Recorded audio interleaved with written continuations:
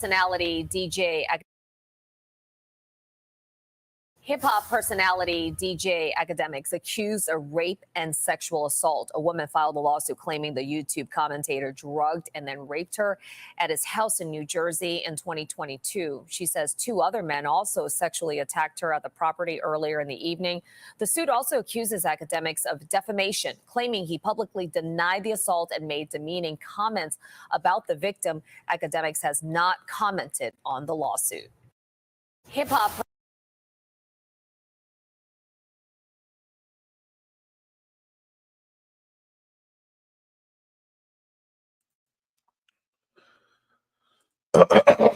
Yo. Give me a mic check, man. What's going down? Shout out to everybody up in the building. We here.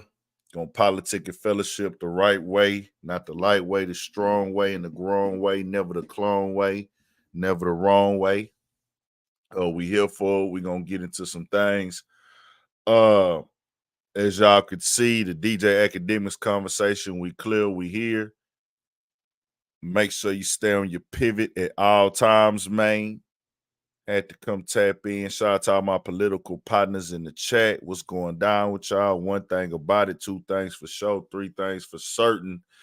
What I do want y'all to know is when I be going live on these topics, is really for me to really get the narrative all the way right, because you can't really get it squeezed into a video all the time, and you can talk to people in real time and get people feedback, what other people thinking and stuff like that. But if you didn't know, Akademiks was hit with a lawsuit, and it was yesterday, to my understanding, but it broke into the news today.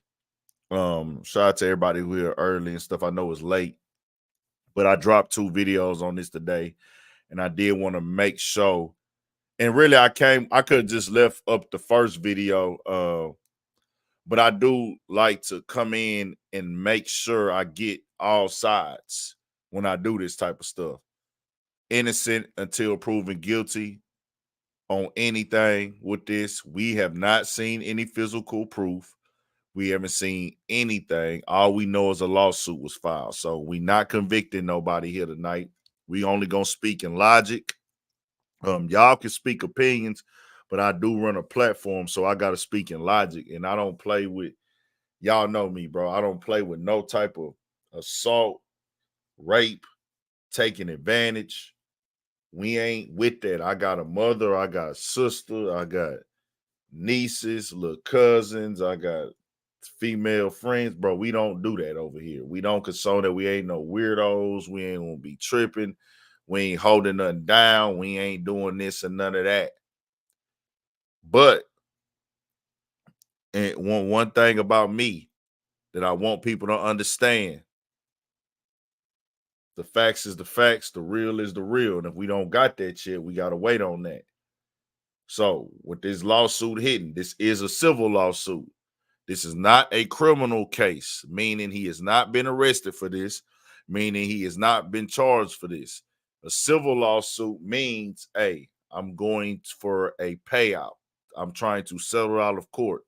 I don't know how much Akademiks lawsuit was. I didn't see that in the write-up. Rolling Stone took they write-up down. They had the most lengthiest article that I seen earlier. Let me go back over here again. I'm going to play his part, and I did want to tell y'all, for the people that just coming to get some real quick info, the Diddy connection is the same lawyer that I spoke on before, that he's going to do his job. He's going to represent his clients as he see fits and everything like that, as he see fit. The same lawyer that is representing this lady is the same lawyer that's representing Lil Rod, which is Lil Rod is the guy that filed the lawsuit on Diddy, Lucy and Grange, and others. They did score a win in the news either yesterday or today. Lucy and Grange, I've been hearing that name a lot in the rap game. He is over, like the CEO over Universal Music. It didn't get covered in the media that he was in the lawsuit with Diddy as well. That didn't get covered because it doesn't sell. Diddy sells. You know what I'm saying? We put Diddy, you know, the running joke around Diddy name and everything, how Diddy, people do Diddy in the culture, whether it's good or bad, whatever. You know, it's not going to sell. We see, and it's about Lucy and Grange. But Diddy was not alone in that lawsuit. It was other people sued as well, other execs. But Diddy was the face. Just keeping this stuff all the way 1,000. We ain't gonna do no faking over here, bro. We gonna speak the facts, and if we speak incorrectly, we'll come back and correct it. Lucy and Grange got his, and I think Lil Rod removed him from the lawsuit himself, him and his team.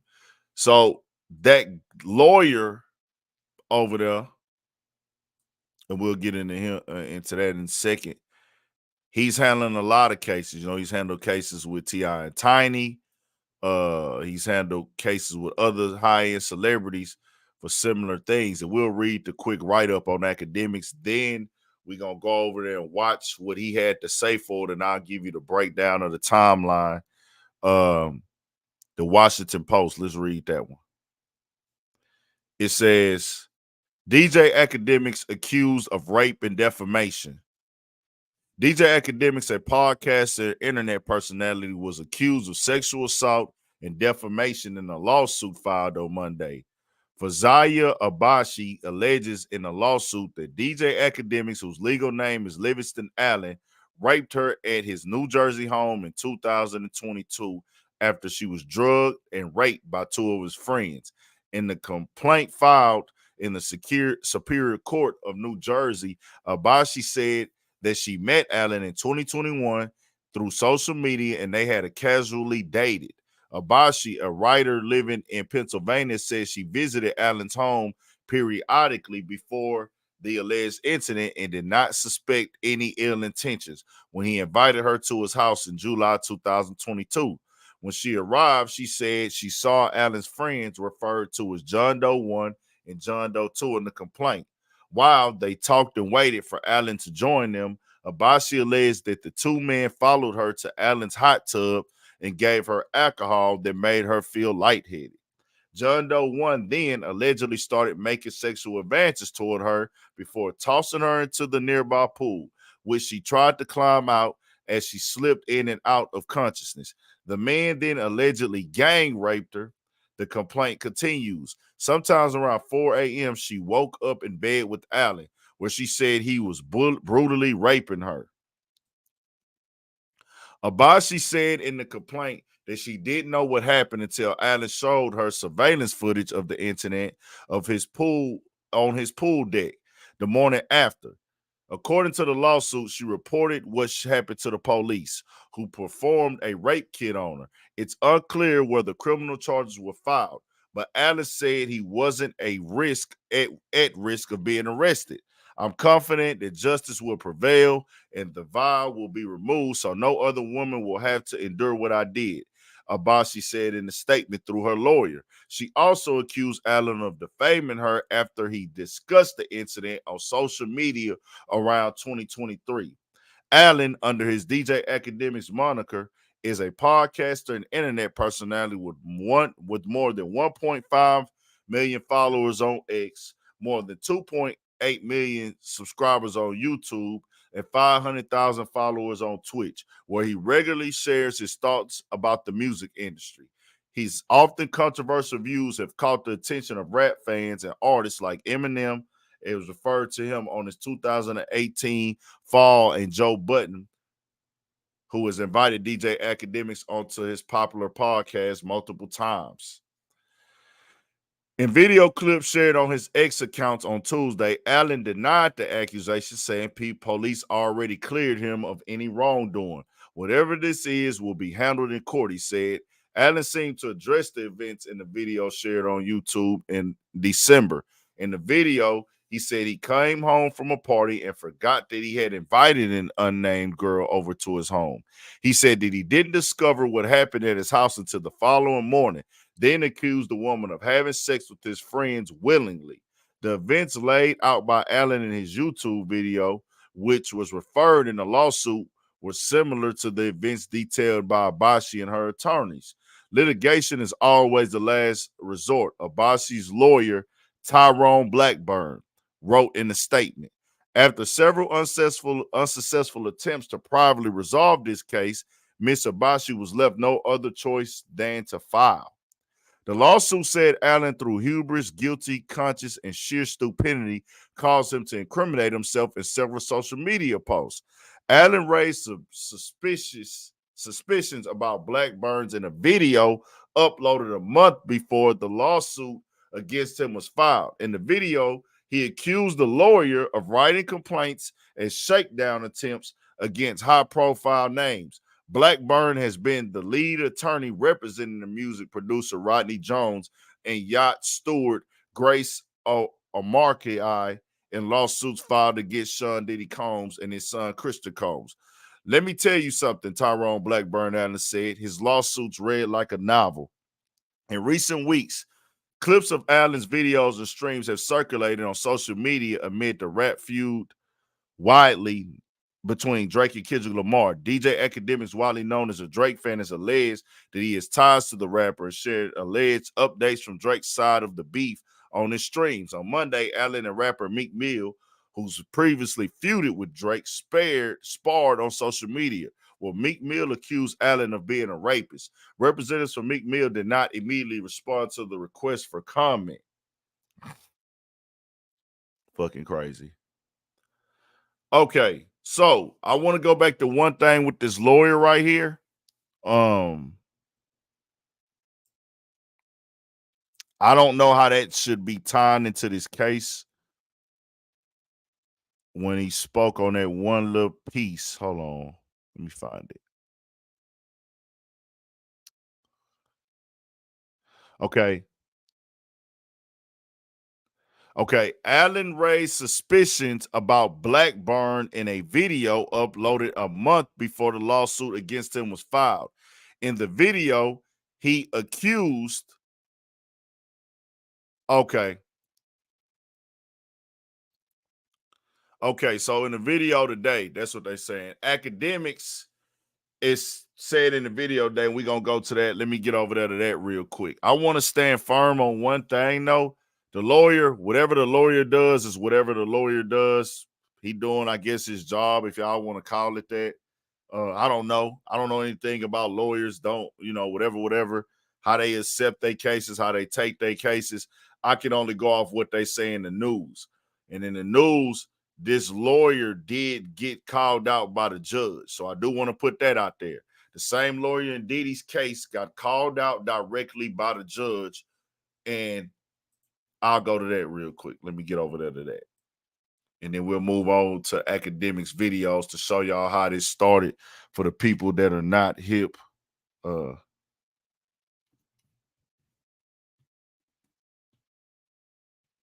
me go over here real quick. The judge called out and this was over the Diddy case with Lil Rod. Not now. And this didn't really make a lot of news. A lot of blogs didn't cover this, but I seen it because, like I told y'all before, it is what it is. No matter how you feel about Diddy, what you think about Diddy, some people are not going to post things or promote things that they think won't get the traction or things that make Diddy look good. You know what I'm saying? It's just that's the way the media work. The headline has to be crazy for people to even, you're not going to even click a video if the headline is crazy sometimes. But it's on the personality or the platform when the people get past the headline to deliver factual information. And it's on you to even make sure you cover the other side of it. A lot of people didn't cover that Diddy and Lil Rod lawsuit. Rodney Jones' lawyer, which is Lil Rod, under scrutiny for past litigation concerns. This is the same lawyer. It says the Southern District of New York's Grievance Committee will review Tyrone Blackburn's supposedly disturbing prosecution history. Rodney Jones, also known as Lil Rod, launched a staggering $30 million lawsuit against Diddy for sexual assault and sex trafficking claims with the help of lawyer Tyrone Blackburn. However, it seems like they may be in for more trouble than they thought. Moreover, Judge Denise Coate referred Blackburn to the Southern District of New York Grievances Committee on Wednesday. According to court documents, and this is April 3rd, obtained by All Hip Hop, in them, he's accused of disturbing past litigation, including deliberately salacious lawsuits in federal courts. Judge Coate believes that there's a pattern in the attorney's behavior that demonstrates he files cases to leverage the federal court process in his favor.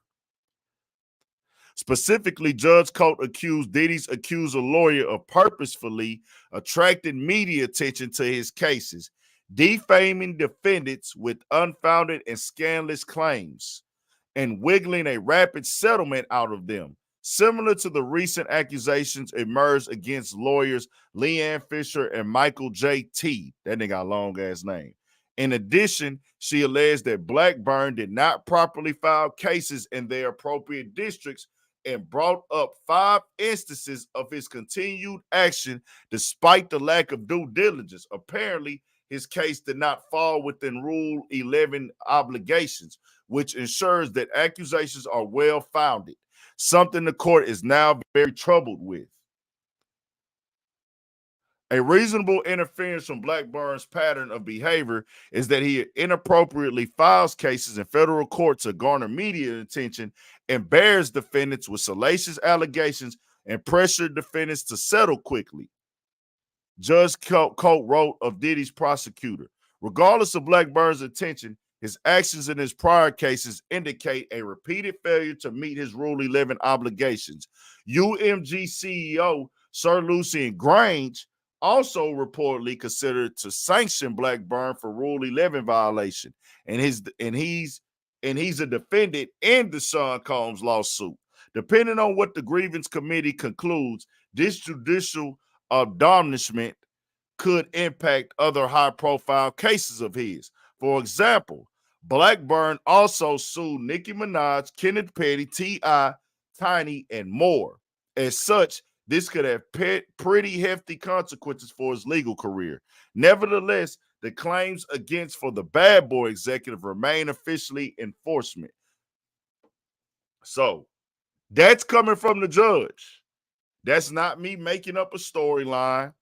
That's not me making this up. That's not me coming off of rumors. This is coming directly from the court.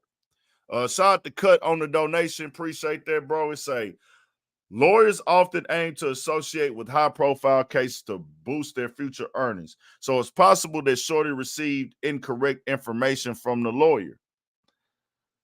Yeah, I guess so. I don't know. Or maybe, I don't know what happened between her and Akademiks. I wasn't there. I didn't see no proof. I didn't see no evidence. Akademiks say she did these things consensually with his homies. And we're going to go back to the original video in a second because I don't remember exactly what he said happened between them. Then we're going to keep on going. But this is a lawsuit, civil suit, not a criminal suit. This is not a criminal charge. So they're accusing him in the Southern District of jumping at these type of cases and using the media to make the people settle. That's them doing that. So we read the lawsuit. We read that. Let's move over to the original video that kicked all this off, and I want to set this out there so we can raise the awareness and we can teach. We can all learn from this. Everybody in the field, everybody living life, how we can avoid these type of situations because you never know what's going to come knocking at your door at times. And this is why when I cover Diddy, whenever I've covered Diddy, I've cracked my little jokes, but I've never made fun of the case. I've always said innocent until proven guilty. I've never came and threw Diddy under the bus because I don't know what's what. And especially if you a nigga that get money, you got to know anybody can file a lawsuit on you at any time, bro, when you a nigga with money. Me not having money, me not being turned up, me and not being lit, I don't deal with that. You know what I'm saying? Because, and I'm not saying that it couldn't happen. I'm just saying, like, when you get your level up and you turn all the way up, that's when it gets to that point. They're going to come with these lawsuits and these accusations at times. But you got to move right as well. You have to move right. But I always give everybody grace if I ain't saw no proof, bro. That's just who I am. So we ain't convicted nobody. I know some people want you to convict people for their entertainment, but I don't do that. Let's go over here to the video. Now, this was done last December.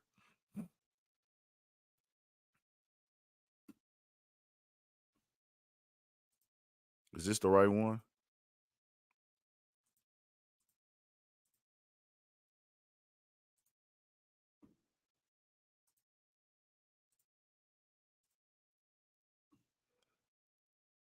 Hold on, y'all. She got another excuse. She said, "Oh, nah." So it's assaulting. All right, let me set this up. Why this is the mistake Akademiks made. And you'll see he's very emotional in this video. Akademiks is dealing with the super tramp bitch. His girlfriend is a tramp, as what he's described. So his girlfriend, I don't know you, but if you did to me, which I would never allow you to do, because one time you gone with me on shit like that. If you ever did some shit like that you did with Akademiks to me, I would have to, for my safety, get a restraining order on you to keep you away from me. And I would never talk to you again. I would never deal with you again. I would probably do something crazy, like just to make, if I was that deeply in love with somebody who showed me that lack of respect and I couldn't find a way to shake it, I'm not going to be that gato. I'm not going to be that delusional and that insecure and lose that much respect for myself, because that's all this is with Akademiks. Akademiks doesn't like to be critiqued, but we got to teach here, bro. You dealing with that girl is the lack of respect for yourself. You don't have respect for yourself, Akademiks. And this is what happens when you don't have respect for yourself. I only can go off of what you say online. I don't go off of what I don't know. I've never talked to anybody who has met Akademiks personally. I have never talked to nobody who told me what he's like being around him. Only thing I can see is what he does online, what he says online, and the stories that he provides us with online. So he volunteered the information that he drinks every day. Early in the morning, he wakes up and drinks. I don't care who you are. If you drink this is what he said. Now, he could have been exaggerating. You have a drinking problem. And if you have a drinking problem, that means that you're going to make bad decisions. And if you make bad decisions, you're going to make bad decisions with the people around you. Supposedly, they drunk together a lot. That's going to be a recipe for disaster. This is for any man going through this. This is for myself to keep me sharp. I've done my bullshit with women in my earlier years. I've went through this, not like this extreme, never. I've been through some shit, though. Nigga done been through everything you could go through with a female damn near. Not on this level, though. Hell no. Nigga done felt played, ran like, damn, bitch, really, like, disrespected, all that. We done. Peace of mind is priceless. But when you deal with a female who will put your livelihood in jeopardy, and she's showing you she will put your livelihood in jeopardy, as a man, if you continue to deal with that woman, that's on you. You have no kids with her. You don't owe her anything. She doesn't bring any finances to the table. Even if she did, there should be no reason why a man is dealing with a woman on that level. It is what it is. So This girl sent pictures, and it was all over the internet. This girl that he's dealing with, and from him describing her, she's a tramp bitch. The tramp bitch. Now, if she wants to come out and clear her name up, then that's fine. But the action she showed, there's nothing you could justify to me that you send him with his pants off pictures to other men on the internet. The day you do that is the day you're done. You're cut off. Get the fuck out of here. Don't ever call me again. Don't ever talk to me. We never gonna be around each other no more. If you come around, I'm putting a restraining order on you. I'm calling the cops. It is what it is. That's for my safety. That's for my family's safety, because if you will fuck me off, you'll fuck off my family. So she sent this picture to people. Bet. There's been other things going on online as well. So because of that, we get this video right here. He's drunk, she's drunk. Because of that, we get this video where Akademiks comes on this stream and he thinks that she's going to come and expose it all. He thinks that she's going to come tell everything that she can to make him look bad. The problem with Akademiks, this is an honest critique. I think Akademiks cares too much about the fucking internet. You have sold your identity, your personality, and your mental to the internet, to the algorithm, to the narrative online of who you want to be perceived as, who you are, and your position. That is a recipe for success, because that dedication to that can turn you up. That dedication can be fruitful and bring dividends to your pockets, put you and your family in position, but you got to know when to cut it off. Him running to the internet and telling this story is what got him going through what is now another problem on the internet. Because he wanted to come jump in front of what he thought that girl was going to do on the internet. Should have let her do it and then dealt with it after that. See if she was going to do it. But I know in Akademiks' mind, he doesn't, because of what he does on the internet, and he might admit it, might not. And if you watching Akademiks, we don't need to talk about your case. I'm me and him. I'm saying, because if I'm talking about you, you can reach out and we can holler if you want to holler about it. I feel at times he doesn't want other platforms on the internet to have one up on him in a way of, oh, you got exposed and we're going to shame you for things that happen in private and you got exposed on, because of his approach to certain conversations and topics and how he speaks on people. So he wants to prove to people, hey, man, I'll go expose myself. Nigga, I'm not ashamed of nothing.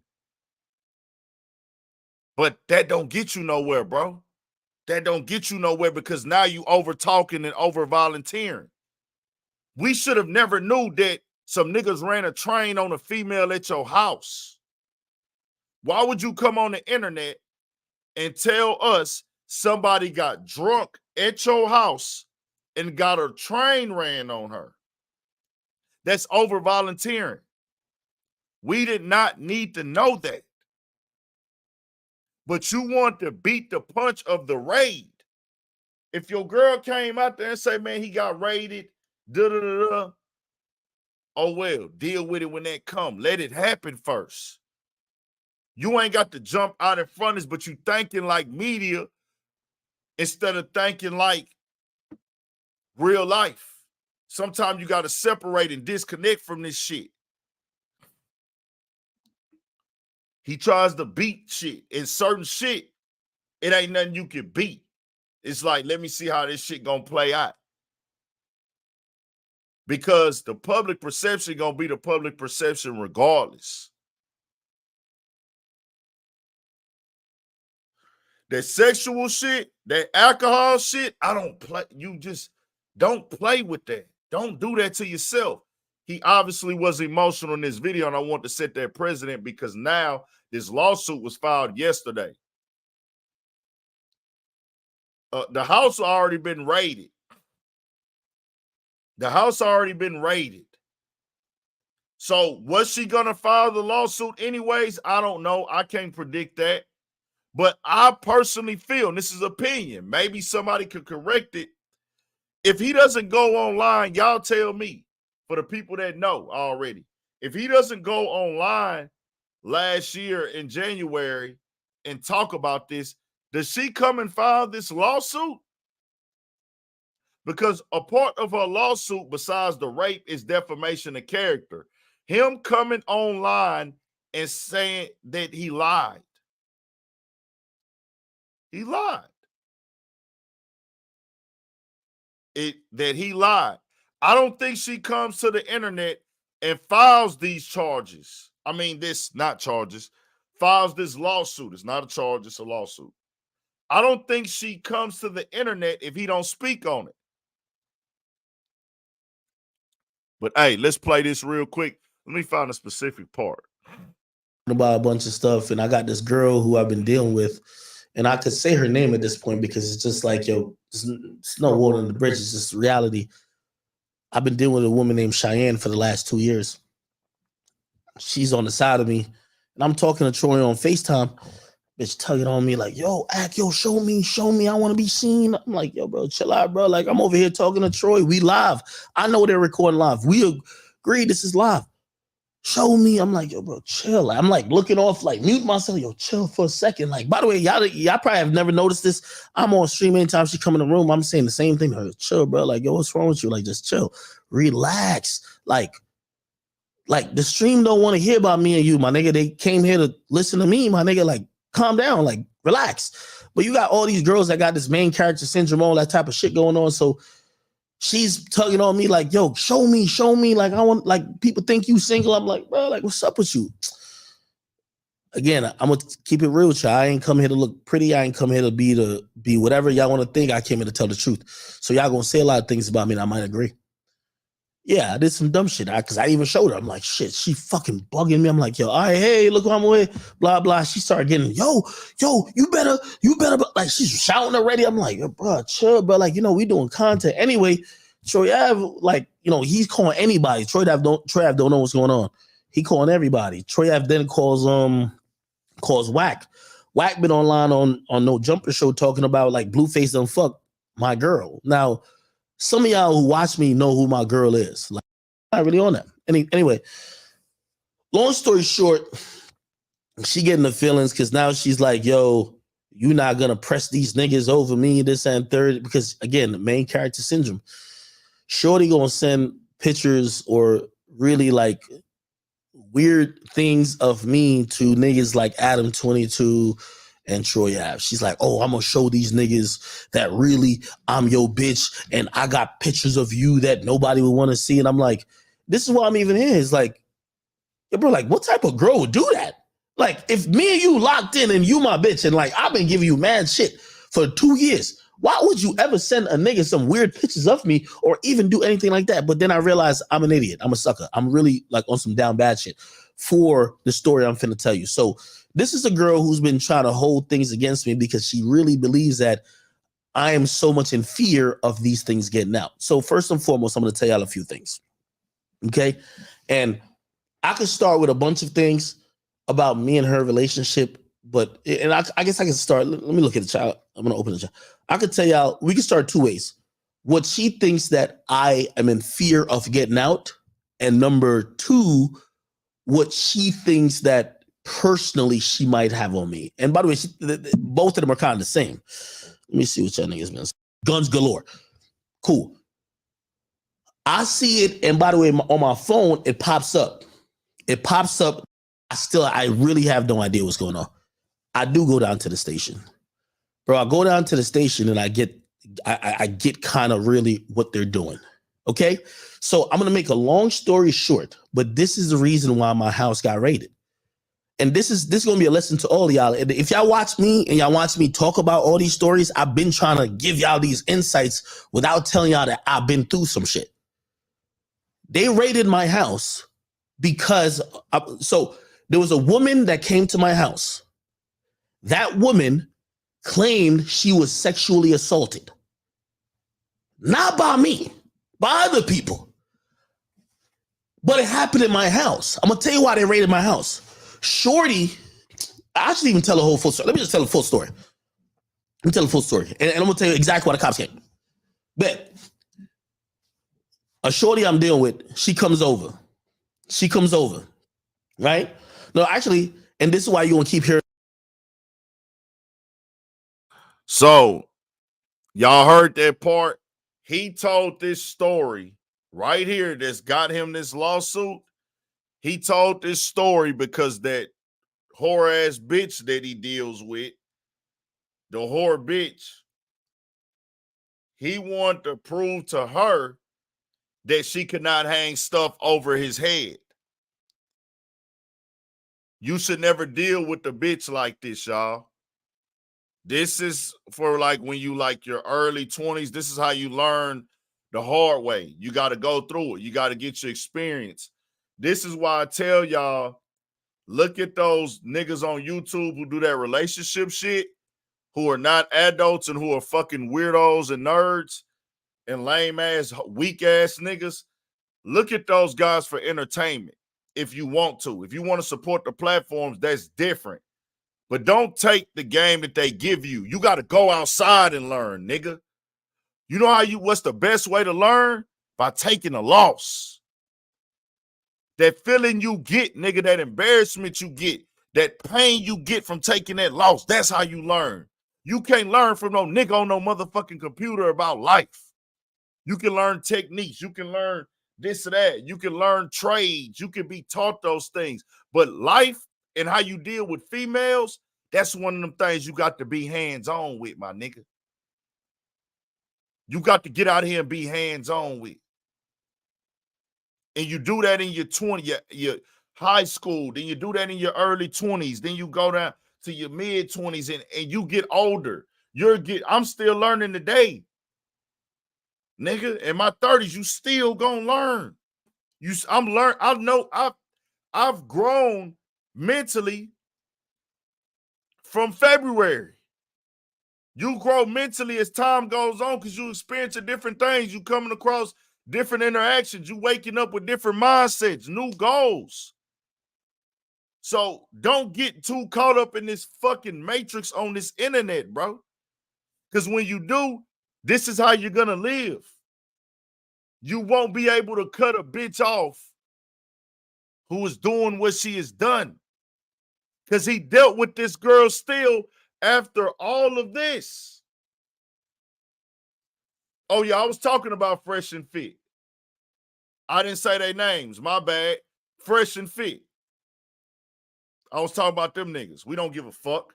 I say it in them niggas' face. Hey, it is what it is. And do y'all shit because y'all entertainers. Entertain. But I'm going to get a real side. How I feel about them niggas is going to something else, though, because all that little shit, if a little nigga sitting on the internet thinking them the niggas he need to go to learn how to talk to women, you already halfway lost, my nigga. But my other issue with them niggas is how they be talking about black people and putting the KKK hood on and doing the monkey shit. And I don't look at them niggas as black Americans. That's my issue with some of the things they did online. That other shit is other shit, though. Let's turn it up. Let's play this. But this right here is him explaining this. And he's going to go down the whole storyline. Basically, I'm going to sum it up before we get to the part where he explains the rape and all that. Or the alleged rape. The alleged. Because he says it's a video and it's consensual with his two homies.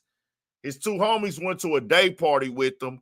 And I think he said it was Antonio Brown day pool party. He went to his pool party.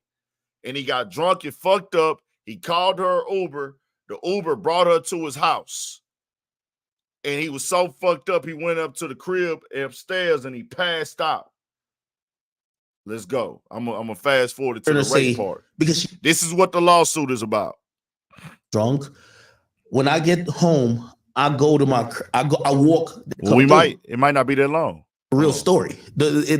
So one day, y'all know I work a lot. One day I'm like, I tell my niggas, I say, yo, I want to get drunk today. And my nigga, Antonio Brown invited me to a pool party.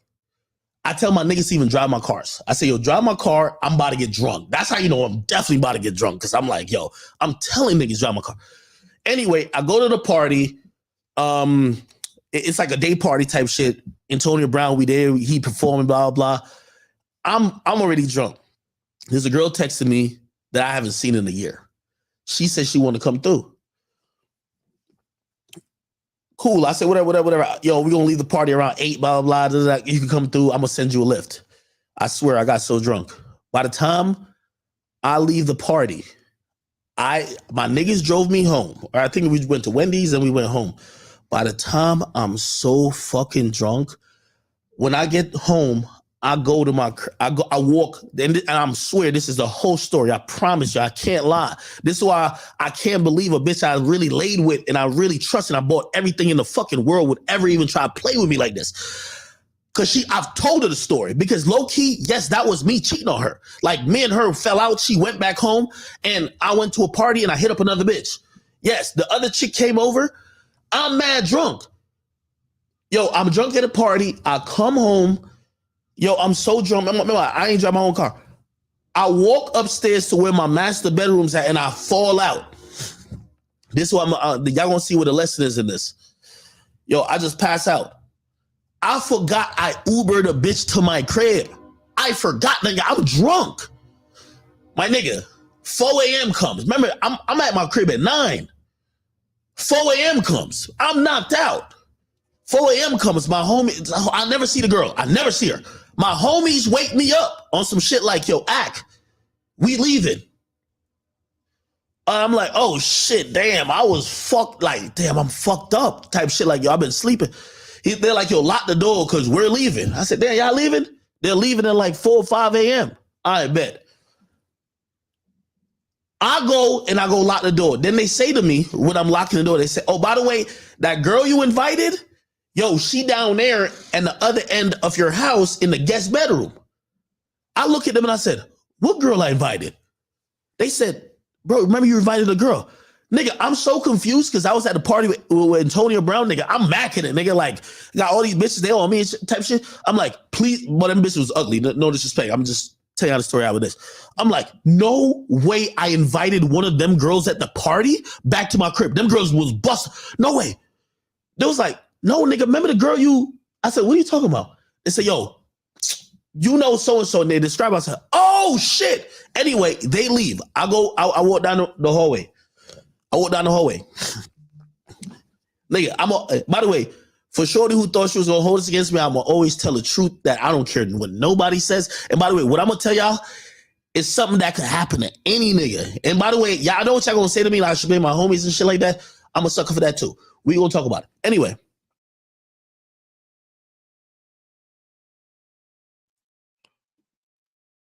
This right here is where you made it. In this moment, he thought that he was doing some real shit and some solid shit. This is you getting caught up in the trick bag in her game. You see how he keeps going to talk about, oh, you thought you could hold this over me? Shorty, you thought you was going to hold this over me? Look, I'm about to tell y'all, you still playing that whole game. The game is to get you discombobulated, confused, emotional, upset, and focused on proving a point to her. That's the energy of a negative bitch. They want to do things. They want to see you react and try to stop fires they started. That's why the best thing to do with these type of bitches is you don't reply. You don't speak. You cut them off because you will always get caught up in the cycle of let's see if I can get a reaction out of this nigga. And you keep telling, oh, shorty, you thought you was going to do this? And bro, What you're doing is exactly what you should not be doing. Trying to prove yourself to her. All of this is happening because of her. Because you don't know how to handle her. It's only one way to handle her. Cut her off. It is what it is, bro. I don't give a fuck how good that pussy is. It is no way I would be a nigga this rich, this turned up, this much money, and I'm going through whole problems like this. Now, every relationship has struggles. We all gonna go through that.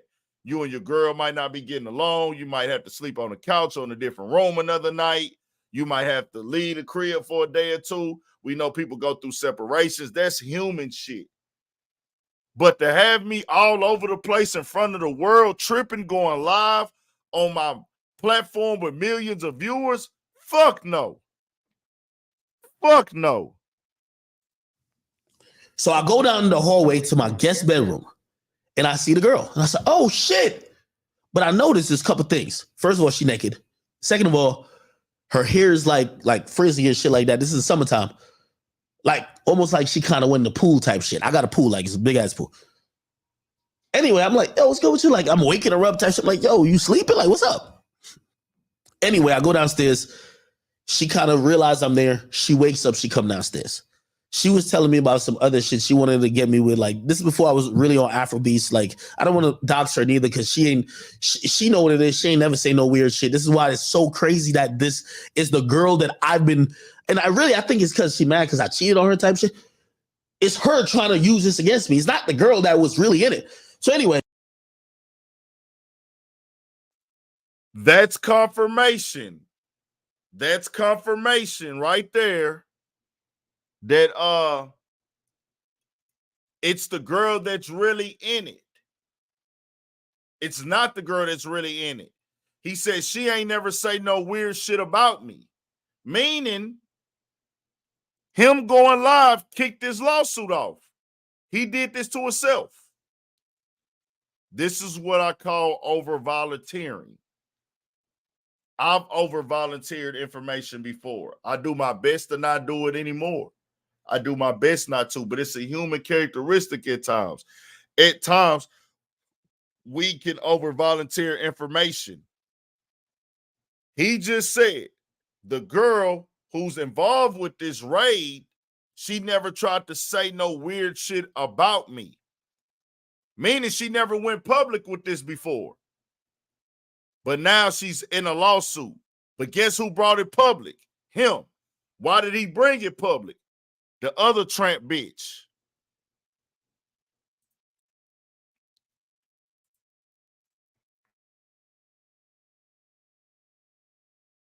That girl woke up. And by the way, I hate to tell this part because it's going to make her look crazy. And this is why I refuse to give out that girl's name. Okay. So so it's the nighttime, whatever. I remember saying like, damn, what was I doing when I was sleeping type shit? She was like, oh shit, now we were just having fun, blah, blah, blah, blah, blah. Now, granted, this is a girl who I've been dealing with for a couple of years. I've messed with her for years. When she came over that time, she had told me she was like a dancer, some shit like that. You know what I mean?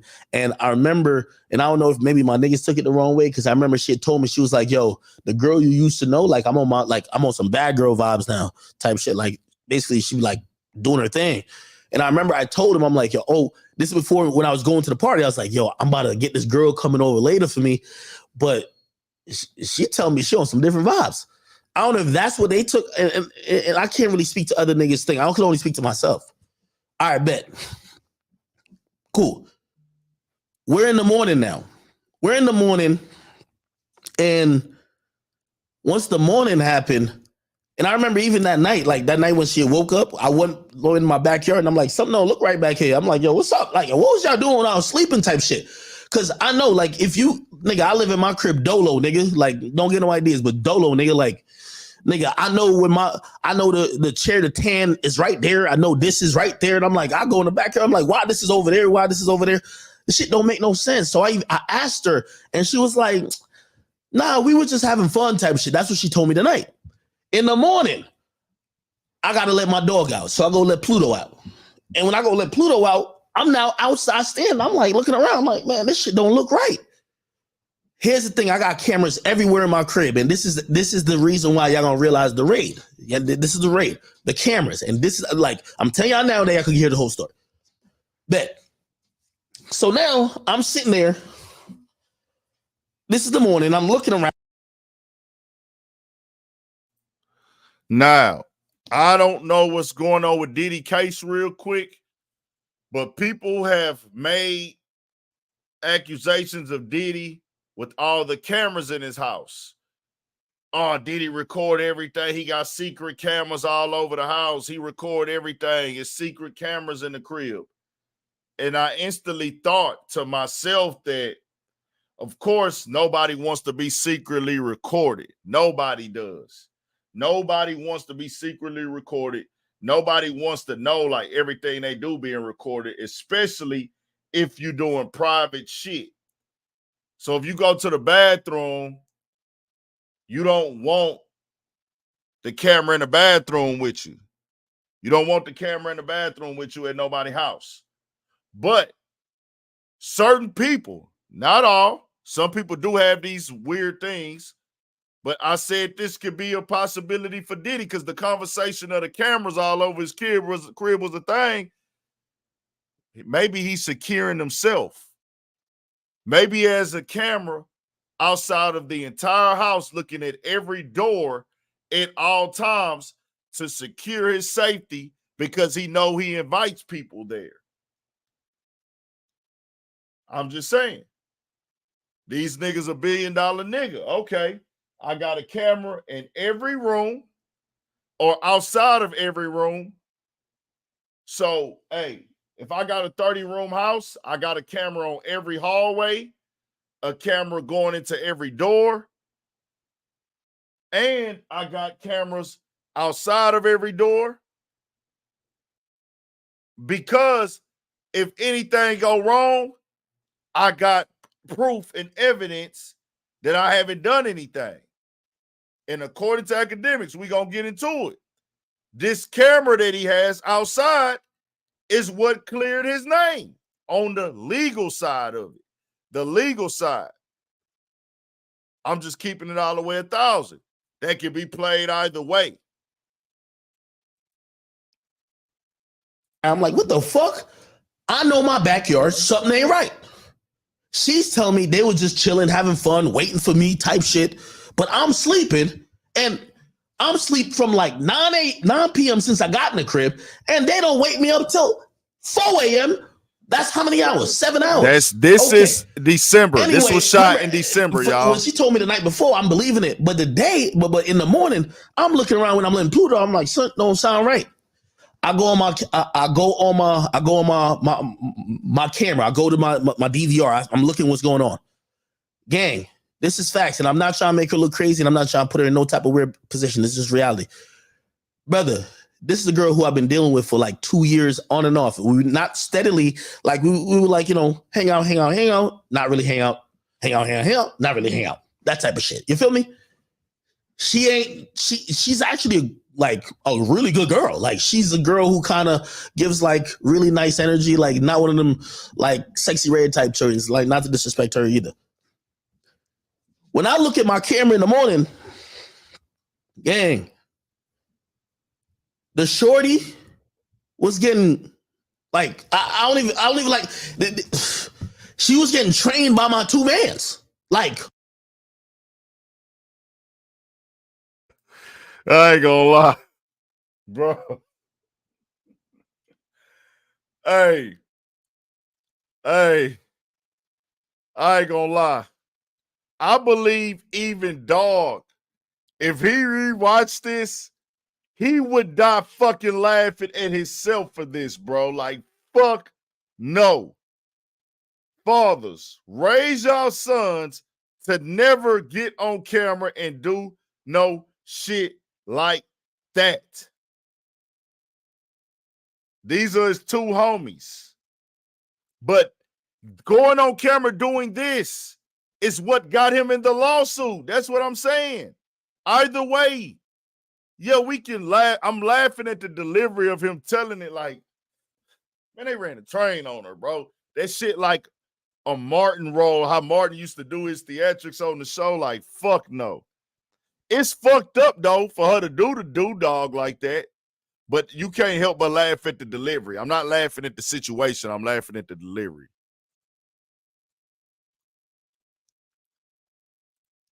Let's go. But I'm sleeping, and I'm sleep from like 9 p.m. since I got in the crib, and they don't wake me up till 4 a.m. That's how many hours? 7 hours. Okay. Anyway, remember when she told me the night before, I'm believing it. But but in the morning, I'm looking around when I'm letting Pluto. I'm like, son, don't sound right. I go on my camera. I go to my DVR. I'm looking what's going on. Gang, this is facts, and I'm not trying to make her look crazy, and I'm not trying to put her in no type of weird position. This is reality. Brother, this is a girl who I've been dealing with for like 2 years on and off. We not steadily, like we were like, hang out, not really hang out, not really hang out. That type of shit. You feel me? She's actually like a really good girl. Like she's a girl who kind of gives like really nice energy, like not one of them like sexy red type children, like not to disrespect her either. When I look at my camera in the morning, gang, the shorty was getting like I don't even like. She was getting trained by my two mans, like on my pool deck the night before when I'm sleeping. I'm dead ass. This would happen, nigga. I couldn't believe it. I'm like, what, nigga? I invited you over here. I paid a lift. The lift was like $200, nigga. She lived. I don't even want to say where she lived. I'm like, what? How could you come to my joint and get trained by my mans while I'm sleeping? Now, this is where I'm going to be honest with you. Men, y'all going to learn this lesson from me. And this is sincere. Men, I want y'all to learn this lesson from me. And I will say this, and tears might come in my eye when I say this to you. You could get penalized for being a good guy. I never knew nothing was ever going on. I was sleeping. So when I seen this shit, I'm kind of offended. I'm like, damn, when I talked to her last night, she never told me. And when and this morning, I feel a certain type of way. So I go down to where I used to play Fortnite, and she come down and like she like covered up, and she was just like, yo, last night was fun. Like she was kind of like mad jovial about like what happened the night before, but I feel a way because I seen it on my. Appreciate the super chat from Hoodie Sevens, $2. I don't even be reading the amounts. Why did I read the amount? That's lame. But shout out to everybody. I know we don't trip off the donations, but we do need that participation. Make sure y'all hit that motherfucking like button and turn it up. Interact in the chat. I'm going to interact with y'all in a minute. We'll let some people come up and speak after a little while. We got to go through a little bit of explanation of him explaining everything. I most definitely appreciate the super chat. Did I miss anybody else super chat? I don't know for sure. I don't think I did. Shout out to everybody on the super chats. The camera save act from criminal charges, though. For sure. From what he said. I wasn't there. I haven't talked to the police. But from what Akademiks has said, there were no charges filed. The police saw the video and they said, we have no charges here. So the cameras possibly saved them. So I don't know exactly how the details went or how the rape accusations work, but not even him, especially his homies, because his homies was the ones that was fucking on camera. You know what I'm saying? But appreciate the donation, man.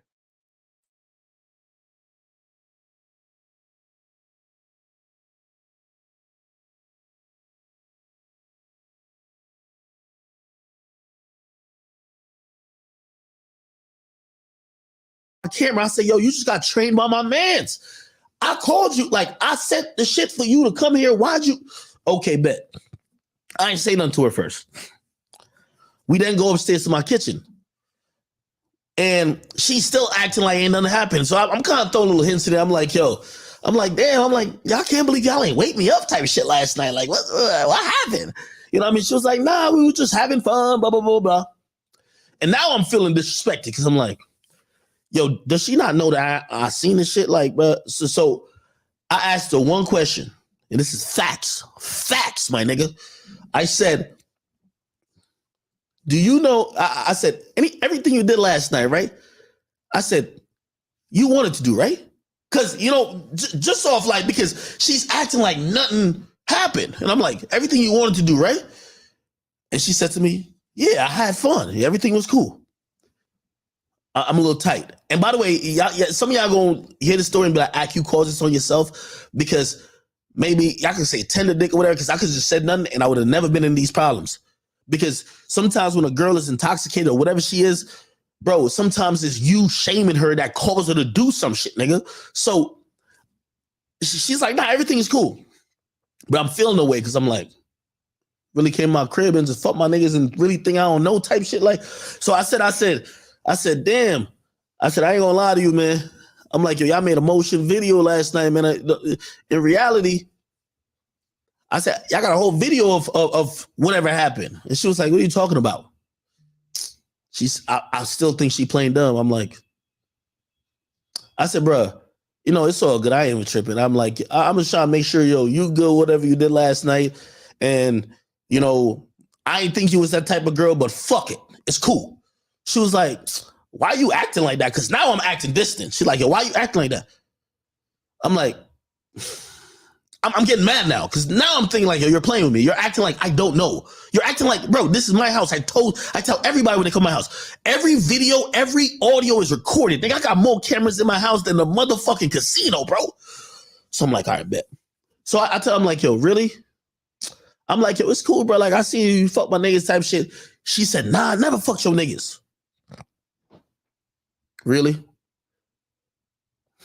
Bro, you did.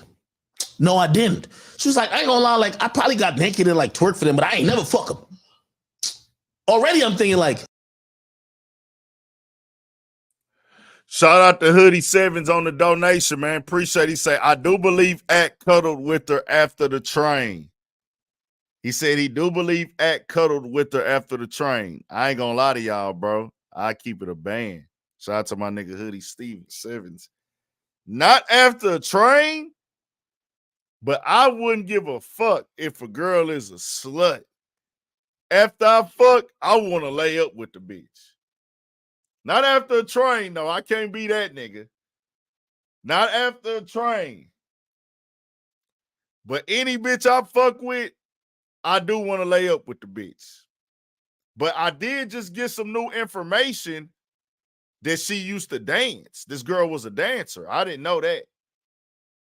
I ain't cuddling the bitch after a train, nigga. I don't even call it cuddling. I hate the word cuddling. I like to lay up. I lays up with the bitches. I don't give a fuck if they a hoe or not. I just like to lay up with a bitch. If I fuck a bitch, I want to lay up with the bitch. If I don't feel like the bitches want to lay up, I don't want to fuck her. That's just me. Shout out to the niggas that fuck the bitches and leave, or the bitches that get up and leave. But you can't call me no simp, nigga. You can't find a bitch that say that Aunt is paying her bills, Aunt is buying her purses, ain't no bitch disrespecting me. That's just something I like to do, nigga. After I hit a bitch, I like to lay up with the bitch. That's just me, nigga. I'm not afraid of that. But I'm not laying up with a bitch who my partner's just in. I don't know if Academics did that. Hoodie 7 just sent that in as a super chat. I appreciate it, though, bro. Appreciate the donation. Let's move on. But I did just get that information tonight that she was a dancer. Supposedly. Allegedly, from what he said. I know you lying now because you're admitting to get. First of all, why would you even get naked for my niggas? If you came for me, you don't know them niggas. Whatever, cool. I bet. So I show her, I'm like, yo, bro, you don't gotta lie to me. It's cool. Like, I get it. Like, this is the first time I seen her like in a year. I said, you don't gotta even lie to me. Nigga, I show her on my phone. I said, bro, look, right here. She got another excuse. She said, oh, nah. So it was a video of her naked in my pool, bent over by the deck, and then one of my niggas got his dick out. Like, pause. I'm sorry, I've got to give you all the details, but I keep telling you, somebody can't ever put dirt on my name without me telling the truth. So once again, that's him addressing that rotten ass bitch that he deals with. Once again, ain't nobody gonna put dirt on my name without me. He's talking to her. He's doing this for her.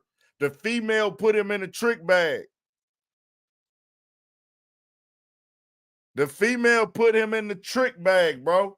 Because he's steady explaining this and addressing her in the video. That is bad. Because now you addressing her, got you the lawsuit. Let's keep this going. See, it's coming different now because the lawsuit is here. This is what we have to avoid as men. Men, you have to avoid this. We have to avoid this shit, bro. I said, bro, like, look at this right here. She was like, like at first, she was like, yeah, he might have took his dick out. Like, I think he rubbed his dick on my pussy, but I'm like, yo, bro, you really lying to me right now. So I ain't even gonna hold you. Nigga, I scrolled in the video, nigga. I got the video in my shit. I scrolled in, I said, bro, here's a video of him fucking you. Then I scrolled again. I said, here's a video of him fucking you and you sucking off my other man's. Oh, what? Now the story's changed. The story now becomes, what? Oh, I didn't know that. When she apologetic, she's like, yo, you gotta believe me. Like, yo, I would have never did that. Like, yo, shit, I'm so sorry. I would have never disrespected you like that. Like, yo, I came here for you, this and third. Anyway, my mama had to come that day, like on some real shit. I ain't even bullshit. My mama was coming to my crib. So it's not only like, usually when that girl comes to my crib, she stays a couple days. Like, I ain't even bullshit. She usually come stay a couple days, bring clothes. But my mama was coming that day, so it wasn't because I was salty. And, you know, if y'all don't believe that, you'll believe that. But that's really what it was. So I told her, I'm like, bro, I ain't gonna lie, yo, you gotta go, yo. So she's looking at me like, damn. And she said this. She said, damn, yo, you mad cold with me right now. She's like, usually you get me breakfast and shit. Like, why you so cold? I'm like, he was salty. Nah, my mama coming here like, yo, you gotta go. Bro, she's automatically like looking at me like, oh shit. Oh, you really thinking? So she's apologizing like, yo, believe me, I'm not that type of girl, blah, blah, blah. Anyway, and we're going to get to the raid. I call her car. She leaves. He should be salty, though. He should be salty. That's a fact. I'm sorry. I don't want you ever think I'm that type of girl. I came there to hang out with you. Like, and she even said this verbatim. Why would I come there and fuck your friends and not you? Like, why would I come there and fuck them instead of fucking you? Like, come on, like, does it make sense? Like, now, this is her apologizing. Cool. When she gets home, and I'm gonna be honest with you, this is I honestly, to this day, I still think I fucked up by doing this because I'm shaming her now. I'm shaming her. I said to her, yo, I'm gonna keep it a bean with you, bro.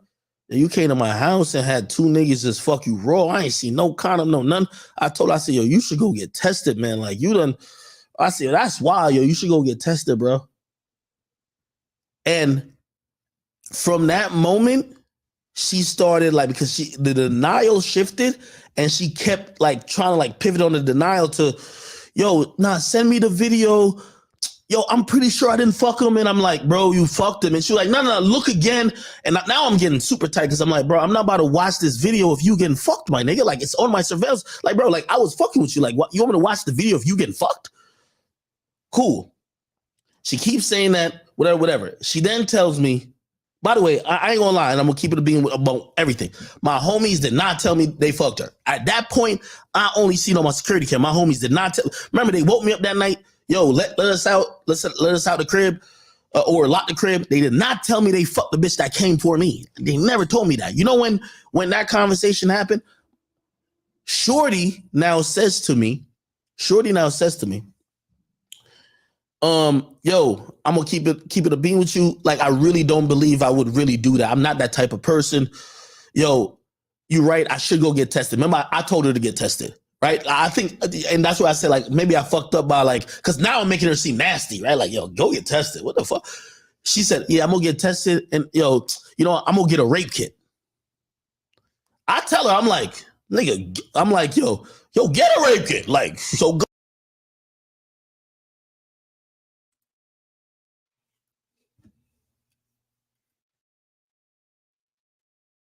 We're going to sit here for a second. Did everybody hear that part clearly? Let me know. Let me let it catch up.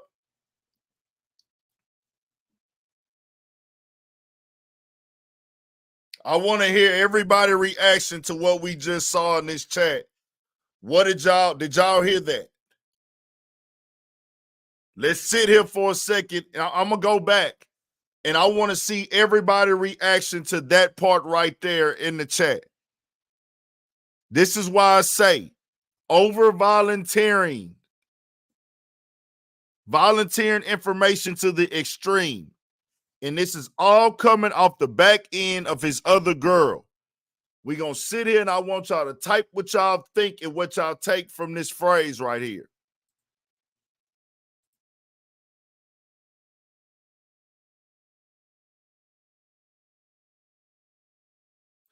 This is the cause and effects of the lawsuit. This incident that went on that we did not know about. This is cause and effect. The laws of relation that we speak on. Cause and effect. And for actions, for every action, there's a reaction.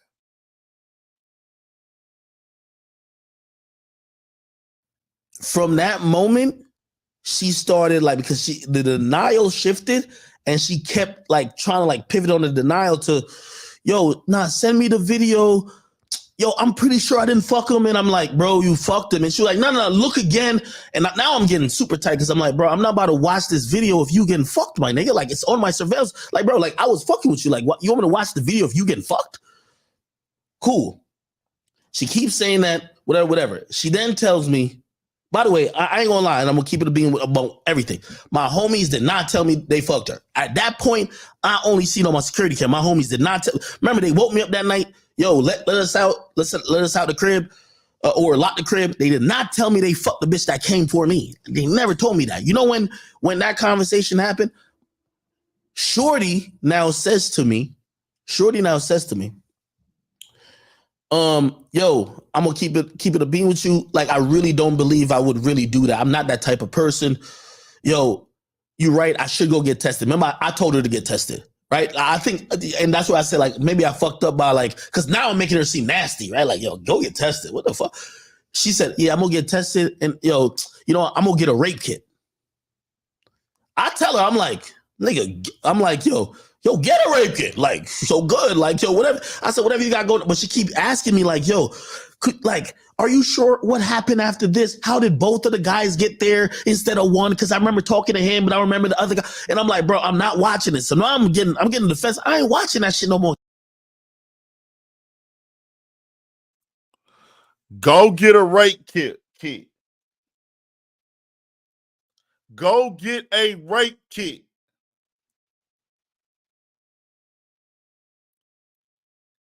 You seen the girl. Now I want to paint this out to y'all because we just gonna break it down by the layers, bro. Act told her, hey man, I seen you smashing the homies. Now, if y'all remember, because I remember she said no. He said, yes, you did. So she first said, well, nah, I was just twerking for him. And he was like, man, nah, y'all was fucking. And she said, nah. Okay, one of them, he just rubbed his dick on my pussy.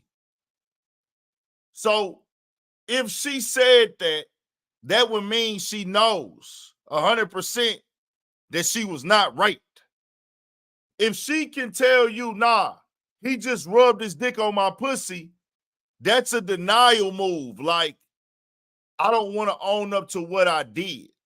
And a lot of women are not going to agree with this, and I don't give a motherfuck, to be clear. It's niggas out here who will go with this because they want to try to appease these women who be in denial. If I am drinking with the woman, if I drink with the woman,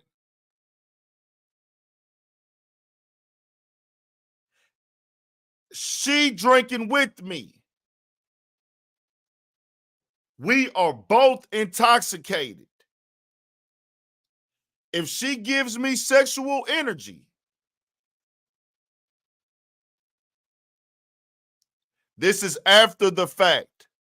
If she wasn't sober, but she could say he rubbed his dick on my pussy, then she knows something sexual happened. What do you mean? If she told, I'm not saying that it really went like this. I'm basing this off of his story. I need y'all to catch up for the slow people. Understand what I'm saying. If she really said that when he said, "Did you fuck my partner?" It's on camera here. She then says, "Well, no, we didn't fuck. He just rubbed his dick on my pussy."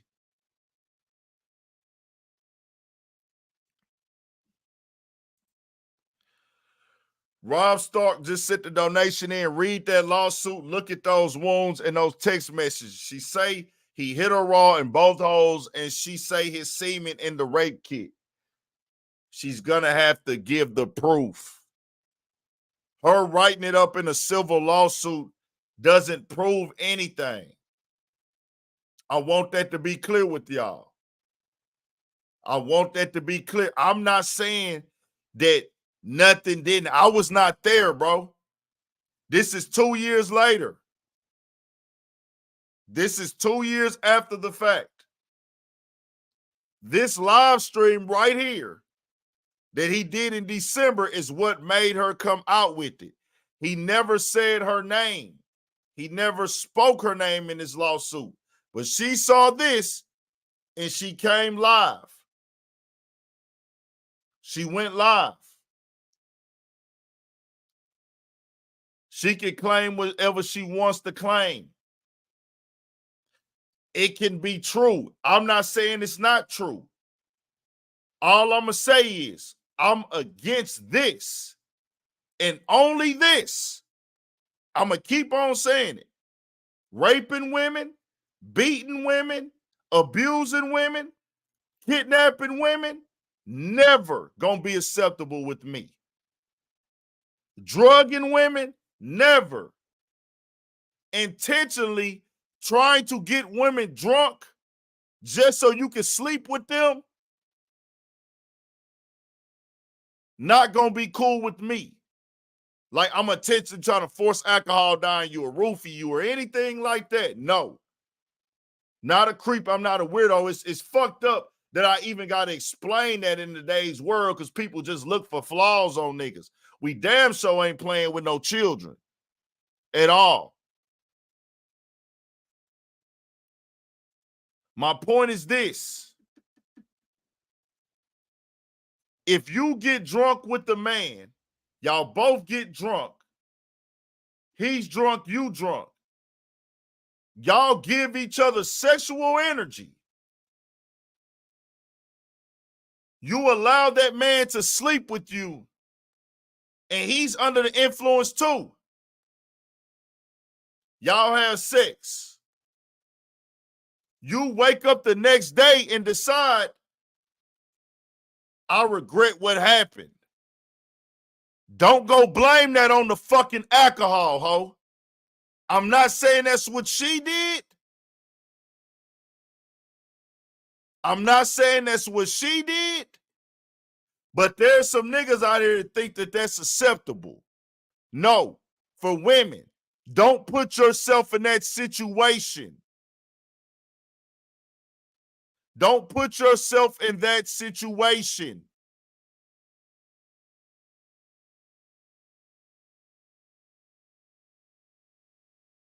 Don't do that drunk regret shit. I don't do that.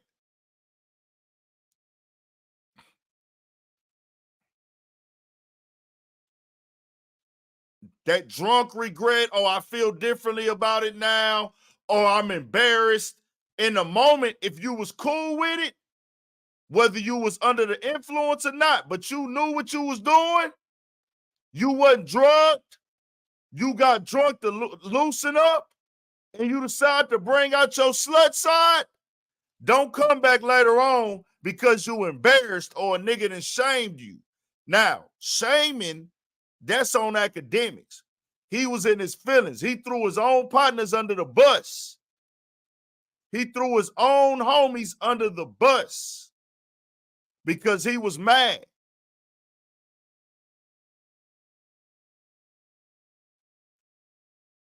He threw her under the bus. So while you threw her under the bus, you threw your homies under the bus when you shitted on her. I didn't even really catch. He told her, go get a rape kit. What, nigga? If you saw the video, you can tell my homies are not raping her. You can tell that. You just said you saw one of the niggas fucking her from the back and the other one getting head. So that means you seeing her mouth go up and down and you seeing her sitting up there taking the back shots.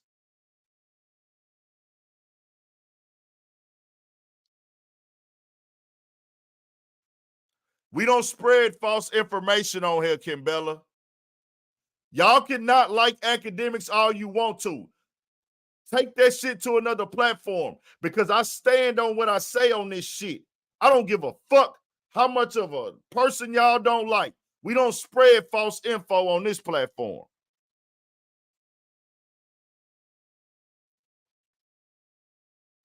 You ain't seen no video of that girl screaming, get the fuck out of here with that.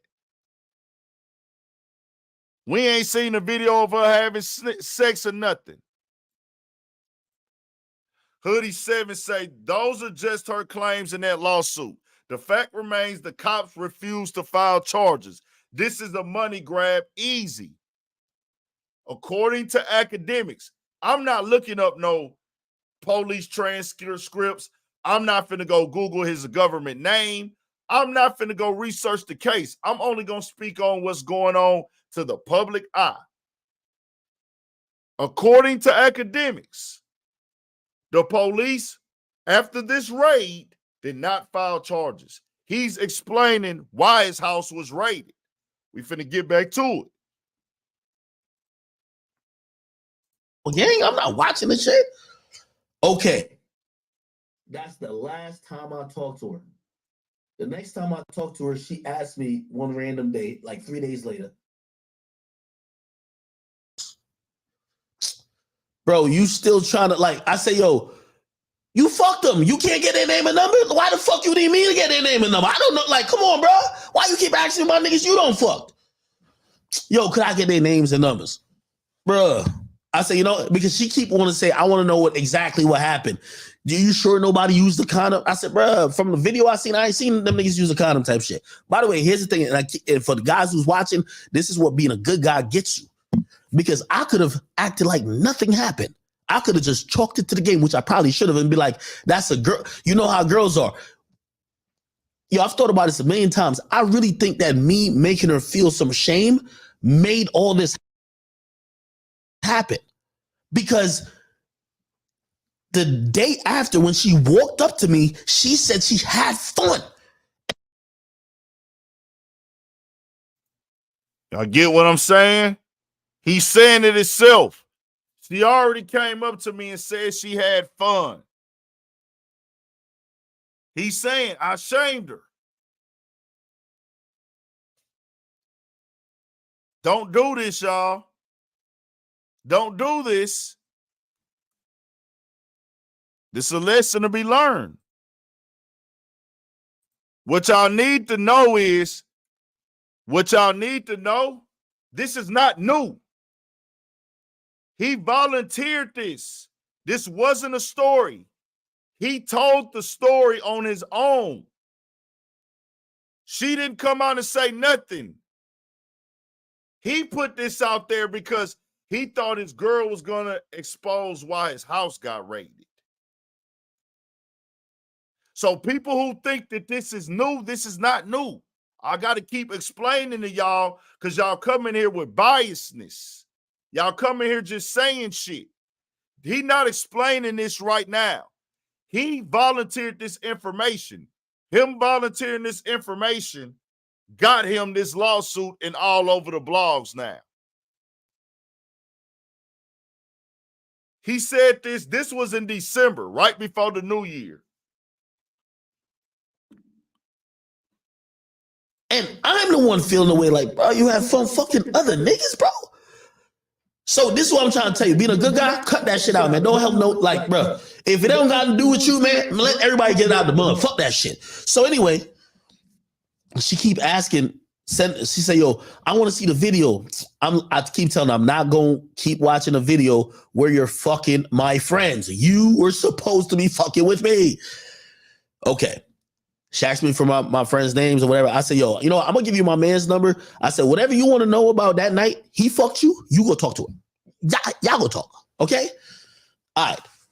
When I get home, I was coming from my studio. And when I get home, 20 minutes after I get home, that's when the raid happens. My mama's screaming. She's saying, get the gun. I'm looking on my shit. I could see it's police. I put my gun away. I locked the other way, guns away. They put me, my mom, Cheyenne in cuffs. They bring me down to the station. I don't know. At this point, I don't know what it's about. They're asking me about the situation. Yo, what's blah, blah, blah, blah. Let me tell you why they did the raid and why they did the search warrant on my crib. And this is another thing. Yo, after that, bruh, like even to this day, right now, I pay $4,000 for an apartment I don't go to. I got an apartment right now I do not go to because I refuse to bring people back to my crib. I'm going to tell you why. The reason why they did that search warrant, the reason why they kicked the door off my fucking, they kicked my door off. Well, obviously my mom didn't open the door. It was just did what they had to do. But they kicked it off because they felt like my mom, you know, like is stalling or some shit. The reason why they did that is because Shorty went to the cops and the cops reading and listening to her side of the story. They're saying, oh yeah, Shorty got R-worded. Akademiks got the tape. It's at his house, but he don't want to give up the tape. So that's their whole mentality. Ak don't want to give up the tape. Everything is on my house is documented on tape. So they kicked my door off, took all my cell phones, took my DVR, and then they bring it down to the station. Also, here's the thing. Everybody knows me in my, like where I'm from. I'm like the popular nigga in my town. So now they bring it down there.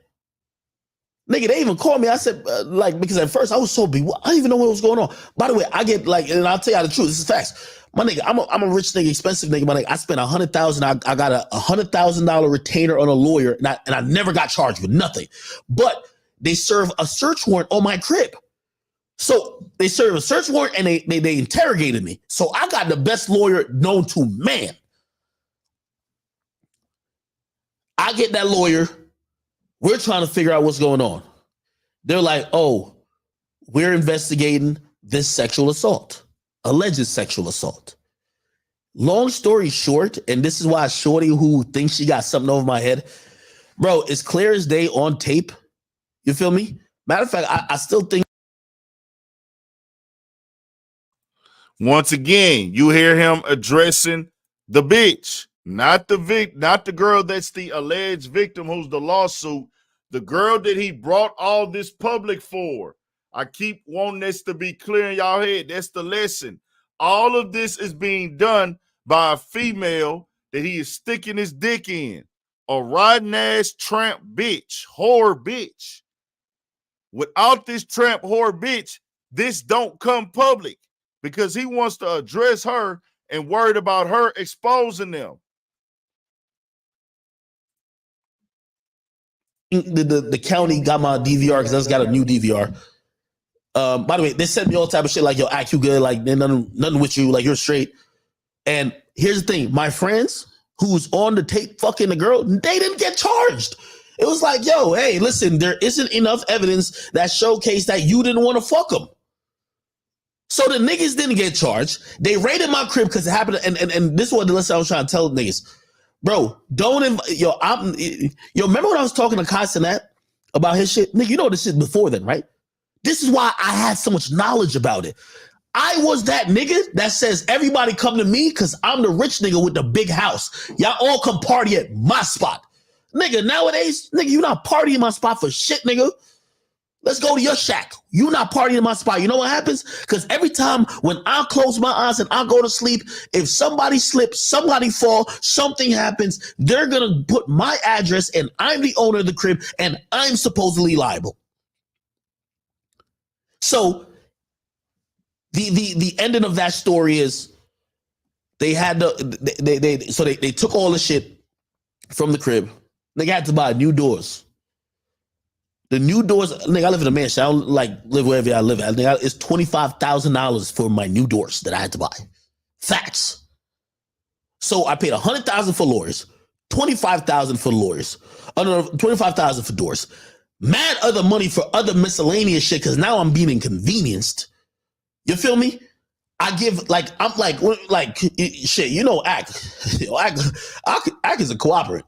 I'm helping them niggas with everything. They hit me saying, hey, yo, there's a password on the DVR. Nigga, here's the password. Go get it.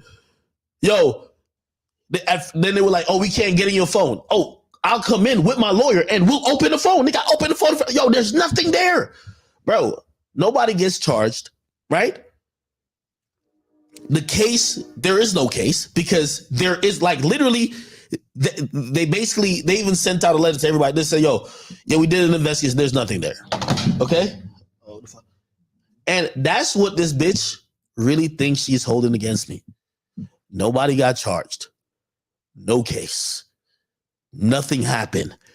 I am the person who's in the middle of this because shit happened at my house. I don't want to bring up or I want to say nothing about the young woman because she knows initially I was the person who she didn't even like, according to what she's saying, she didn't even knew no shit happened that night. And I brought it to her attention. Like, yo, bro, I think you should go get tested. Like, shit, I seen what I seen on the camera. Like, you gotta get tested.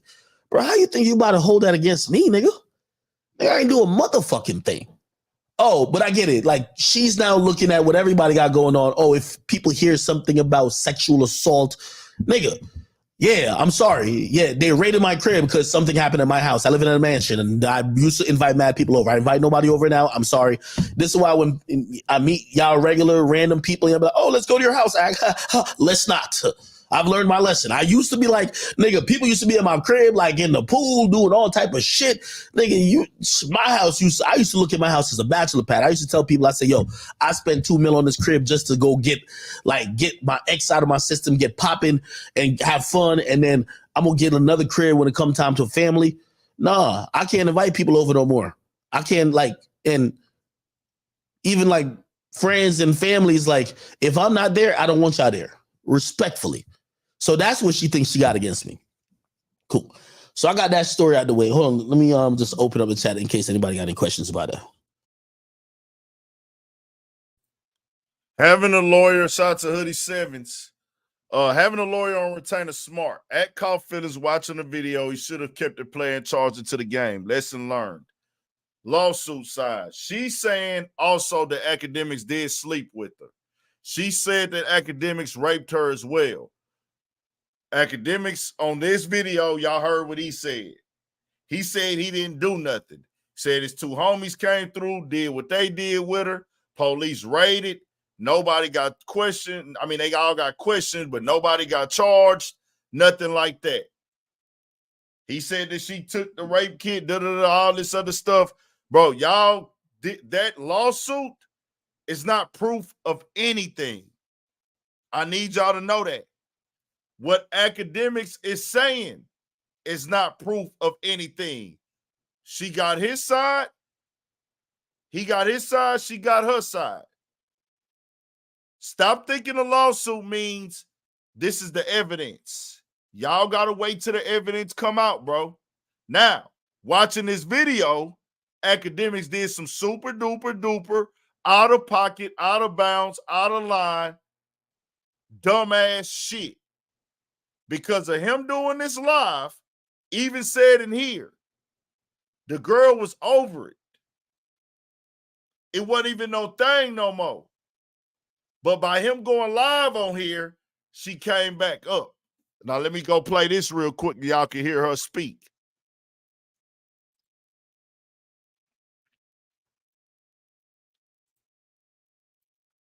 I got cameras everywhere in my crib, and this is facts. And I'm not trying to make her look crazy, and I'm not trying to be like, I said, I ain't gonna lie to you, man. I'm like, yo, y'all made a motion video last night, man. I look crazy right now, but I'm not gonna stand here and let this man continue to lie about me. That's not what happened, Akademiks. You know that that's not what happened. And for you to pretend that you didn't do anything, that I just went to your house and I'm just some thought. Like we didn't know each other for 2 years.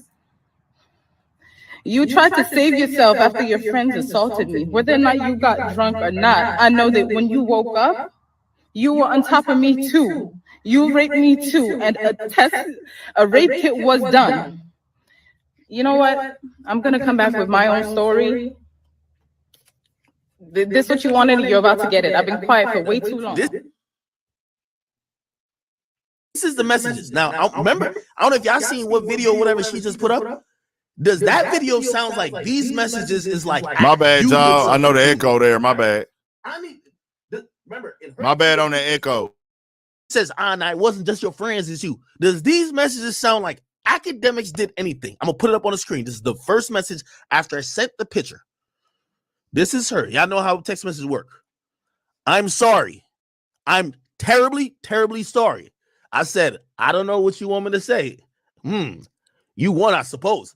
The reason why I said that is because when she was in my kitchen and I was telling her, like, yo, I think you, she was like, yo, don't you like, I know you could never, you can't look at me the same.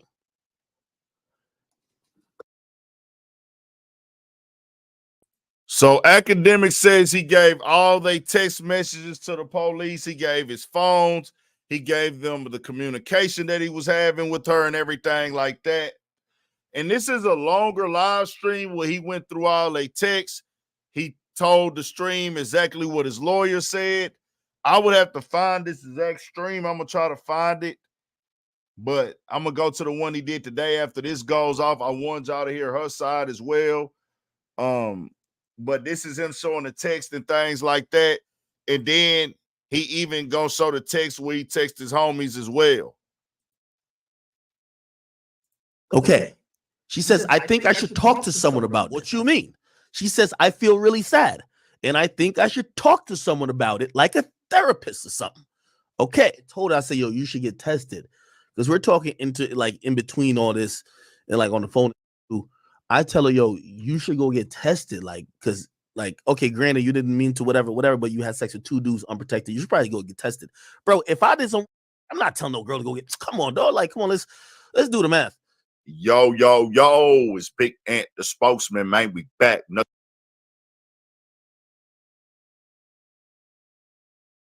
I don't know what live stream that is. I gotta find that motherfucker to get the full where he's showing all the text and stuff, but it's out there. So it's on the internet, it's on YouTube. But it says, notice how she said, I'm going to come back with my own story, not the truth. But she needed time to come up with the story. Shout out to Hoodie Sevens on another donation. I don't know, bro. I can't choose no sides. I wasn't there. I can only give y'all the facts that are available. I'm just really showing y'all what they both said. See, I have a responsibility because I'm only giving y'all the what they saying, because I wasn't there, bro. I wasn't in the mix. I wasn't at the house. I don't know what's going on with that. I can only go off of what's public, bro. And this was done. He did this live way before the lawsuit. He did this live way back in December. We knew nothing of this until December. So y'all have that part now. Now let's go to the Akademiks live today, where he's speaking on it today. And we'll listen to a little bit of that. Then I'll let some people join, give y'all pieces and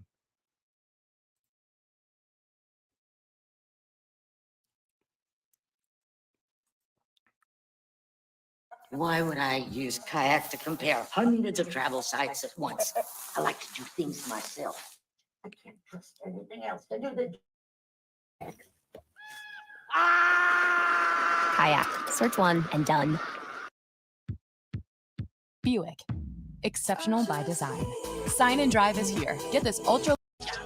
They got me feeling like I'm Akademiks. All platforms real quick. Actually, all platforms except X. We only do X when big premiere or some shit like that. Chat, we in the building. Welcome to everybody on Rumble. I think we already got 15,000 on Rumble. We got like 5,000 on Twitch. A little 20,000. We ain't even speak yet. What's popping with it, right? We're on YouTube now, so welcome everybody on King Akademiks and the Academy channel. A lot going on, chat. It was only a matter of time before they said, let me tell you this. I knew there was a moment when I was like, and I still won't call names. I was like, I'm really the middle and like the most important non-rapper in the biggest beef and biggest altercation, I want to say, within my lifetime in hip hop. Okay? I knew there was heads to roll, things to come, and ramifications to be felt. I do want to say this for academics. Don't look at this as just because you was in your moment. Don't look at this as this because this was in your moment and you was up and you was going crazy with the rap battle. You gotta wear some of this, bro. Your energy, some of the things you say, some of the things you do. Don't nobody deserve to get lied on. I'm not saying that. I'm not saying that no nigga should be accused of rape, but you can't, and I didn't listen to what he said in full, but I think academics got to look at itself, bro. For what you put out, the way you talk at times, the way you act at times, you have to know. And that's for anybody. Because you could be cool as fuck, you could be player as fuck, you could be respectful as fuck. Bullshit still gonna come your way. I'm gonna say that again. You could be cool as fuck, player as fuck, solid as fuck. You could uplift people, show everybody love, be solid, all that. But bullshit will still come your way. So think what's gonna happen your way when you lead with disrespect, when you lead with going crazy, when you lead with controversy, you lead with attitude, you lead with internet bullying. That's all I'm saying. The negative shit even come to bad. The negative shit come to motherfucking good people. So think what happened eventually when you keep creating and putting out this other shit, because what happens is you get a reflection. You get a reflection of where people keep seeing you be a certain way and act a certain way, do certain shit. It makes them put a preset in your mind like, I don't feel sorry for this motherfucker. You start developing a thought process when people see you. That's that negative motherfucker. That's that hating motherfucker. That's that disrespectful motherfucker. That's that motherfucker that be disrespecting everybody. That's that motherfucker that nobody don't like. You don't want to be that person. Because that shit turn up bad for niggas. Shit turn up bad for good people. So think how shit turn up bad for the people who just always got bullshit going on. That doesn't mean bow down. That doesn't mean be a hoe. That doesn't mean be a bitch. That don't mean be an ass kisser. It just mean, y'all know what it mean. We ain't got to go into details. It just is what it is. Of course, that came with, obviously a lot of, we've had a lot of success on the channel. A lot of people came here to watch whatever we've been talking about. That's good. And we're still going to be talking about regular shit today.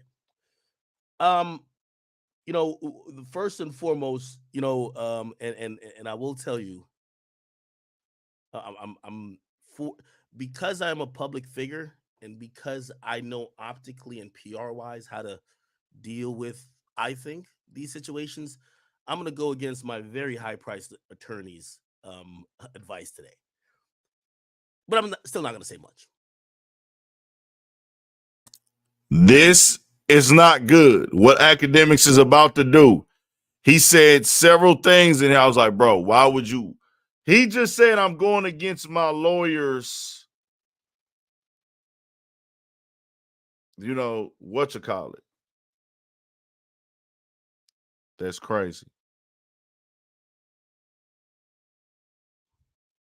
So for the people who are like, yo, is that going to talk about? I will address some things. And I'll address the things that really listen. I guess there's going to be a case. If there's going to be a case, let there be a case.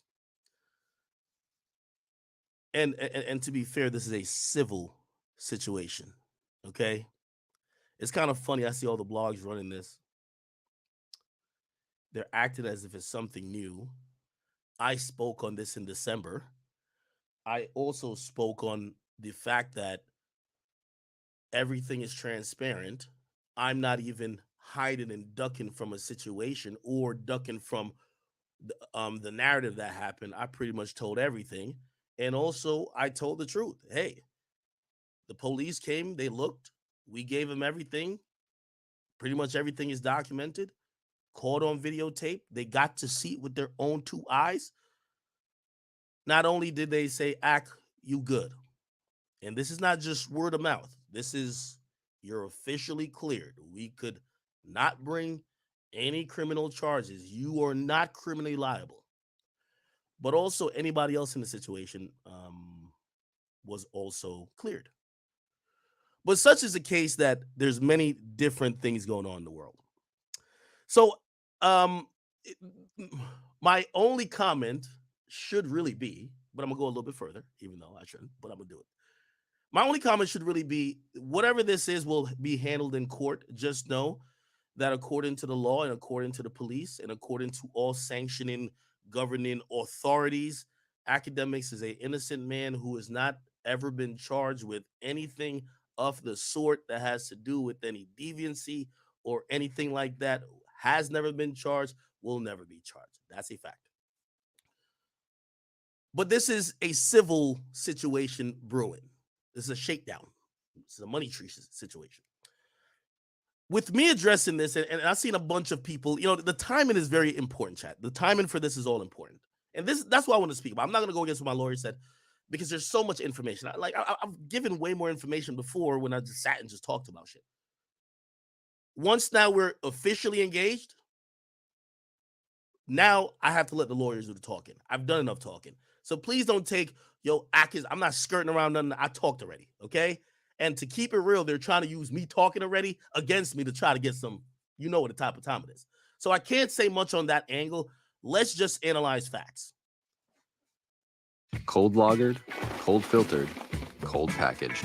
Coors Light. Choose chill. Is Akademiks under a criminal investigation? Absolutely not. Is Akademiks at risk of being arrested for a first-degree felony or any felony, misdemeanor, otherwise? Absolutely not. Is this something where an individual ally of mine, you're a fan of mine, I give you my word, I give you my promise, I've been transparent to y'all before about this whole situation. This is not something that I was involved in with some criminal shit. However, this is something that unfortunately, and this is the point I have to tell my audience, we have bubbled up to the point that I'm just not the YouTube streamer no more. I'm just not the guy who make YouTube videos. They've now regarded me as like these number one media hip hop guy. And such with the case, it comes with a lot of perks. I will not lie. I mean, in the last couple of weeks with the Kendrick and Drake shit going on, trust me, Big Act likes to eat, but Act been eating, okay? But with that, even, okay, this is the number one guy. You see me on TMZ Live. Piers Morgan wanted to holla at me. We just fucking did Flagrant. We did Full Send. I'm about to do Impulsive. Like, shit's happening. People, there's a lot of eyes on me. But what that means for other people is other things. And this is the only thing I could explain to y'all. If y'all looking for details of the case, I've spoken about it once. I can't speak about it again. I just can't. Like, my lawyers is going to be like, my nigga, why the fuck are you paying us mad money to just like fuck this shit up for us? So I can't speak about certain shit. There's videos out there of me speaking before, just truthfully and off the cuff. Also, here's the thing. The things that fall in my favor happens to be the truth, video footage, text messages, everything that the prosecutor who could have potentially looked into this all reviewed and said, oh, we don't have enough to even go forward with this. That's just the facts. Other than that, to kind of go through minute details, I would love to. You know me, I got a big mouth. I love talking. Do whatever they got to do because they say he's too vicious. So anyway, they changed his bandage, but he still got little drugs in him from the doctor. So he comes. I brought him back from the doctor just when they took the bandage off. Shit in court, and these people who are coming at me are hoping that I fuck that up by handling it. Most attention I've probably got as a media platform or media personality. I've seen a bunch of people say yes. I'm gonna tell you why this matters. Again, I can't talk about too much just because I've paid lawyers to handle shit in court. And these people who are coming at me are hoping that I fuck that up by handling it on social media. Y'all know I love to talk. I chat shit all day. I talk about people business and I talk about my business. I want to say everything. But I also have to remember that my lawyers are there for a reason. Again, this is not a criminal situation. I know people are taking this to be some new situation. This situation allegedly happened over 2 years ago or about 2 years ago, something like that. This is not some new shit. This is the shit that I first brought to light by my own recognition. Like I brought it to light. But I'm going to tell you why I brought it to light over 6 months ago and only now the lawsuit's being filed. And this is all I want y'all can take this, whatever you think about it. I'll even be transparent as, you know, I'm excited to see how this court shit happens. I'm excited. You know why? I didn't do nothing. So, okay, let's see it. And by the way, I'm pretty sure all the, you know, all these outlets that have covered, Atkins gotten sued.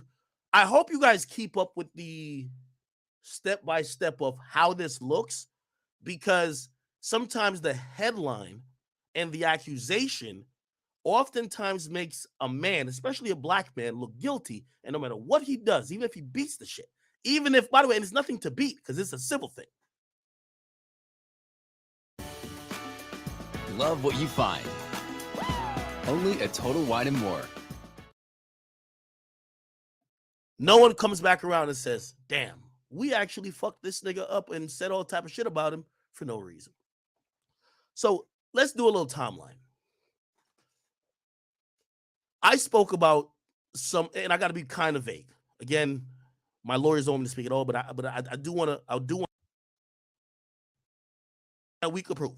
That's what they've said. We're out of this. The cops have said the police wants nothing to do with this. They're saying there is no crime. The cops have said, peace. There ain't no crime that we could prove. That is why your lawyers don't want you talking. And it's crazy because Akademiks said it multiple times. His lawyers don't want him talking at all. All he needed to say was, hey, y'all, I'm innocent. This is not a criminal case. It's a civil suit. I've spoken on it before online. That's all I can say about this right now. It's a part of this game when it comes to this, but just know I have not done anything criminally. I've never been arrested for this stuff criminally, never charged. I told y'all what I told y'all on that stream when I got when they raided my house. But I went down to the station. I gave them everything. I corroborated. They got all my texts. They got all my phones. You could say the allegations were all cleared from the police department. This is now a separate lawsuit, and in my opinion, a money grab. I can't explain it because of legalities. Guess what he just said right there? The police said there's nothing they can prove. A legal team will eat that up. Everything you say, they can flip the words. Did y'all hear what he said right here? He said there's nothing that we can prove. That doesn't mean there's nothing he didn't do. He's hiding something. He's hiding something, Your Honor.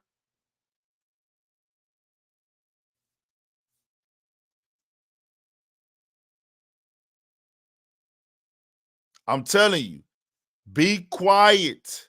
Don't say nothing to nobody when you get a case, bro.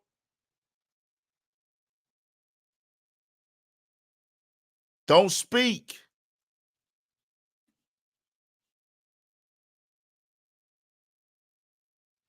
They use any and everything you put online against you, bro. Just telling y'all what it is. I ain't convicting no nigga of nothing till I see proof. I don't care who it is. That's what they've said. We're out of this. Okay. My lawyers have been ready for a possible lawsuit. We get it. We're in the time of the shakedown. Here's what's going to be interesting. And again, I'm going to be vague, but people in the chat, y'all be smart. Okay, I got to be vague for certain type of litigation reasons because I don't want when I meet with my lawyers, they say, Ak, why the fuck did you do this? I don't want them to play this stream clip, okay? Do you know who's the lawyer? They're going to play it. They're going to play it. Whoever against me? Y'all know the lawyer? Who y'all think that lawyer is? Could it be a lawyer that I've covered? Maybe with like about 3-4 Diddy cases. Maybe with the T.I. case. Could it be a lawyer that not so long ago I did a stream putting up on the screen saying that lawyer might be out here trying to shake people down for money? Could it be that lawyer that's representing in this case? I'm asking a question. Could it be that lawyer? I don't even want to open the article, but could it be that lawyer? Could it be that lawyer? Could it be, chat, that lawyer, if he was supposedly representing some individual that had whatever claims about me, could it be that I said, and this was public 6 months ago, and that lawyer did not file a lawsuit until yesterday? Let me tell you why. That lawyer, could it be, let me say, because now I got to be very careful. Could it be, is it possible that person who really seen the money grab was really the Diddy stuff, and who was the biggest nigga covering the Diddy stuff? Who would that be? So when I was doing, and I'm doing just regular journalism, and I'm not looking into it like that, but it's doing allegedly his bidding. So you claim you had a case against me for 6 months, never filed it. I'm covering another case that you also represent, so you hold off. You're like, let me not piss Ak off. Ak over here is pushing the Diddy train. He's pushing the...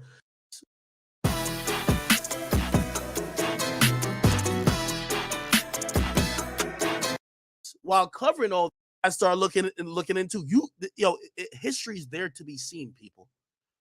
I start looking into the lawyer. Could it be media narratives as lawyers? I have to speak this way. Lawyer. Actually, let's look into the lawyer. I'm just asking a question. I won't name no names. I'm asking a question. Diddy out to some people of mine saying. So now he's talking about the lawyer, the guy we spoke about earlier, the one that's in the thumbnail. This is the connection I told y'all about with Diddy.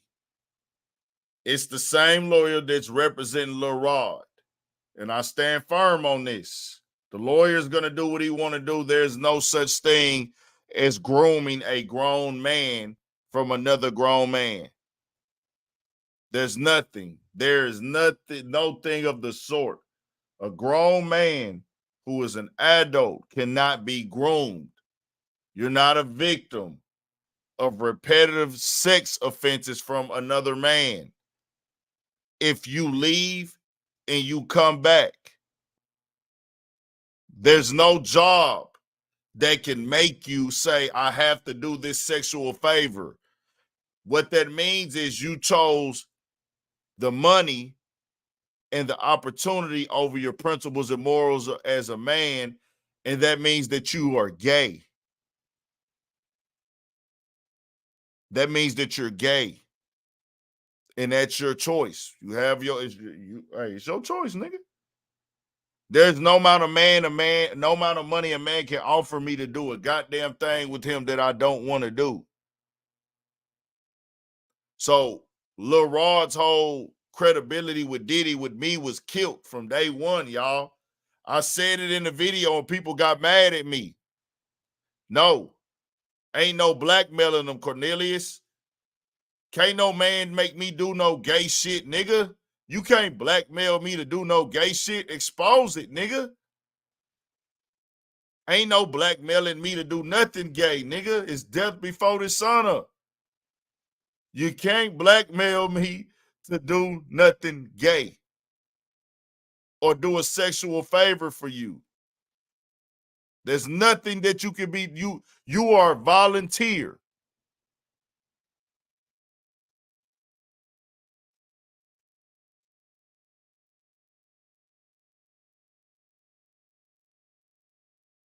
I'm talking about Diddy. It don't matter, nigga, who people is or ain't. You can't say you was forced as a grown man. Oh, let me say this. If you think that that's a thing, no. That's not what that is. You moving the goalpost. Let me be clear here, because I'm gonna move on. I'm gonna get like upset for no reason. The obvious is the obvious. You being drugged, you being beat down and knocked unconscious, or you having a gun put to your head. Those are obvious reasons why a man can take advantage of you in that moment. But if you go back on your own time to go back again,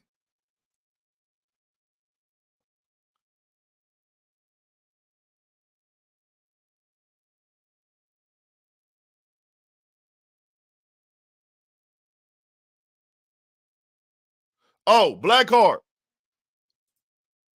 like I said, you're gay. That's not, and I said adult. I said adult, nigga. That's adult. So if you're an adult and you approach a man as an adult, as a man, and you do sexual favors, we not talking about kids, nigga. We not talking about kids. We talking about grown men.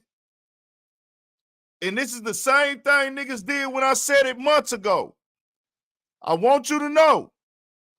I don't give a, no, I'm not saying Blackheart is gay. What I'm saying is, if you are a person that is a grown man and you do sexual favors, no, hold on. We not talking about kids, stupid nigga. That's obvious. Who y'all talking to, bro?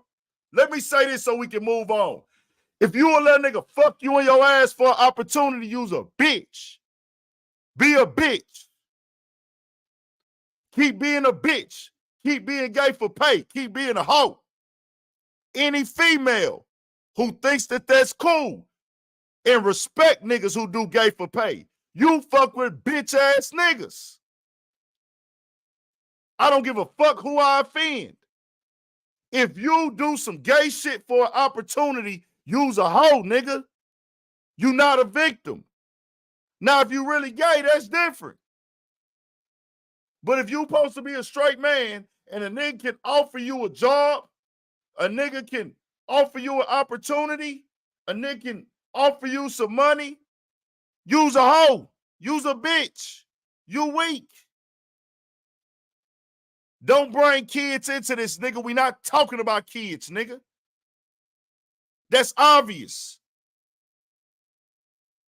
Cornelius Smith, when you see Big A, if you think that a grown man can be groomed into having sex with the man as an adult, we not talking about no fucking kids. That's sick. We talking about adults, niggas in their 30s and 40s. If a nigga can groom you into having sex with him for an opportunity, Cornelius, if you feel that that's a real thing and you would let somebody do that to you, you a bitch. And you see what I look like. I don't know what you look like. Handle that shit when you see me, nigga. You a bitch if you feel that way. Handle it. On whatever. And I'm going to set this precedent again. Not no gangster. Not no stepper. never shot a nigga, never robbed a nigga, never gangbanged. Come to my hood in Houston on the north side, ask. They will tell you he not like that. He not tough. He ain't never been on the block selling dope. But if you feel disrespected by me saying that, handle your fucking business when you catch me. About that specific topic. Not niggas who just freely want to freelance to come try some tough shit. I don't got time for that. I'm not that. Terry Crews chose gay for pay. Terry Crews chose gay for pay. I would have killed that nigga. If a nigga grabbed me in front of my wife, you finna die, nigga. You finna die. The fuck is wrong with you bitch ass niggas, bro? Bitch ass nigga, we ain't talk about drugging niggas, bro. Quit trying to make excuses, ho. Get your bitch ass out of here, nigga. Fuck you. Y'all niggas is weird, bro. Cause it was niggas really why I'm mad is because it's niggas that defend this whole shit. That's why we fucked up as black men. That's why we fucked up as black men out here, bro. It's niggas that be defending so much weak shit. That shit irks me, dog. It's bitch ass niggas out here defending niggas that's supposed to be the top rapper wearing fingernail polish.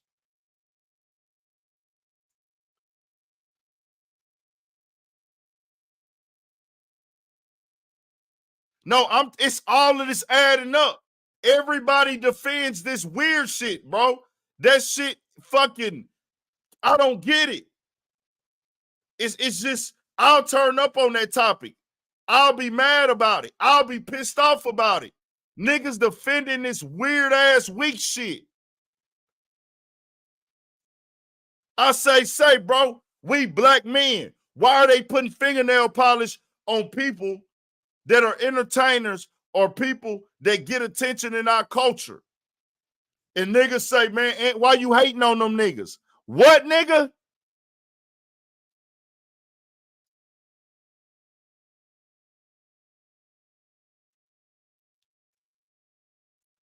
This why I don't fuck with niggas.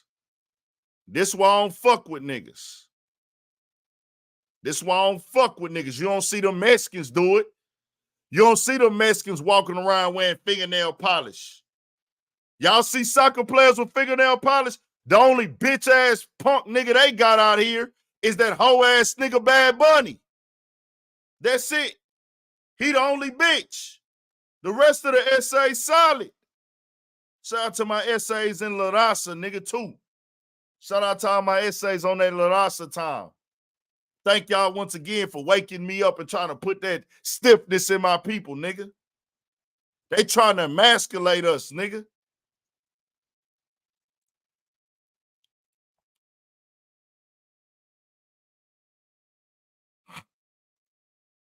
Shout out to them essays. No, they is. Bro, this isn't, and that's the thing, you dumbasses. This is not a bash on people for being gay. This is not a bash on people for being gay. That's their choice. This is about them marketing and promoting it on men that are supposed to be straight. This is a different conversation for you little niggas. For you little niggas. They've already turned our women against us. When Snoop Dogg put that fingernail polish on his fingers, he was a bitch in that moment. You had to think like a bitch to do some bitch shit. You had to put your mind in that of what a female do.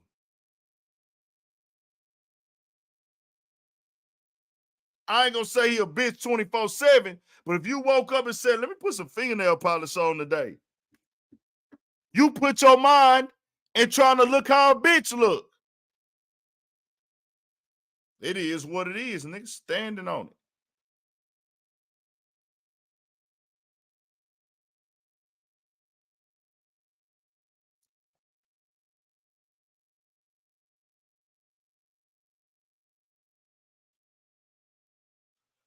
Y'all niggas is lost because y'all is talking about the entertainers. My nigga, I see it in the fucking streets. I see it in the media. It's all influencing our people. Not all of us, but you're starting to see the shift. You're starting to see the shift of how the women think. You're starting to shift of what you see. Niggas like D Wade trying to set a trend. I'm going to let my motherfucking little boy be a little girl at 13 years old.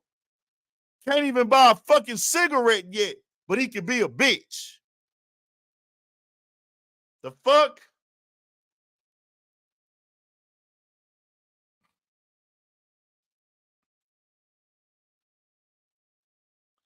I don't give a fuck. If I gotta be a hater, nigga, I'll be a hater. It is what it is. We gonna get real shit on this live. If Ak continues to doubt what we are purporting against Diddy, remember, we could file a lawsuit on him too. Could that be? I'm just asking a question. I won't name no names. I'm asking a question. Could this be true? Could this be that I also, and by the way, y'all all know, let me tell you this about everybody in the industry.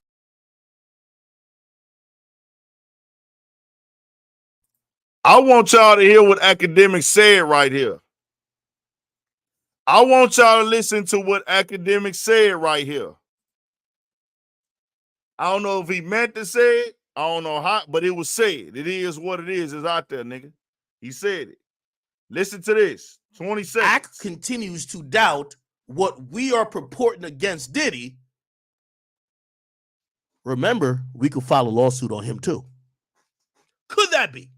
I'm just asking a question. I won't name no names. I'm asking a question. Could this be true? Could this be that I also, and by the way, y'all all know, let me tell you this about everybody in the industry. I'm going to tell y'all all this right now. If Ak ever goes down, y'all all go down with me. Because I hold no secrets for nobody. Could it be? Could that be? I'm just asking a question. I won't name no names. I'm asking a question. Could this be true? Could this be that I also, and by the way, y'all all know, let me tell you this about everybody in the industry. I'm going to tell y'all all this right now. If Ak ever goes down, y'all all go down with me. Because I hold no secrets for nobody. Could it be? Could this be true? Could this be that I also, and by the way, y'all all know, let me tell you this about everybody in the industry. I'm going to tell y'all all this right now. If Ak ever goes down, y'all all go down with me. Because I hold no secrets for nobody.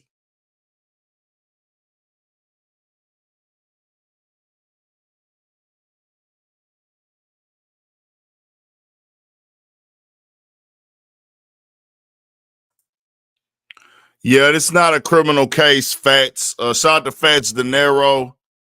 This ain't criminal at all, G. I know people, they wanted to be criminal. They did the same thing with Diddy. I got crucified. I got made. I got niggas going at me because I kept saying Diddy is not being charged legally. And people just convicted the nigga. And I said, bro, y'all are reading even the news. The news is very irresponsible because they would not set the differences. Hey, bro, everything you see in this lawsuit, there's no physical evidence or proof of any of this. None of it. Nah. But y'all heard that, right? And I played that because that right there, I don't know how Akademiks meant that.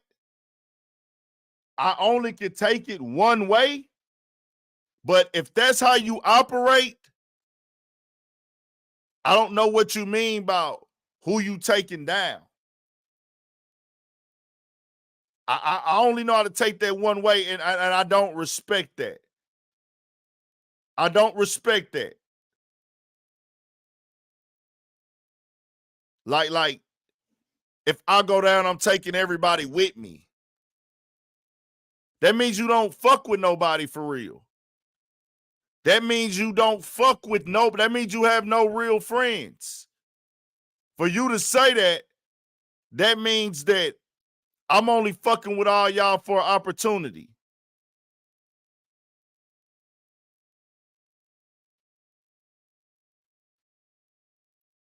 I don't know Act. I don't deal with Act, but this is why I don't fuck with niggas too.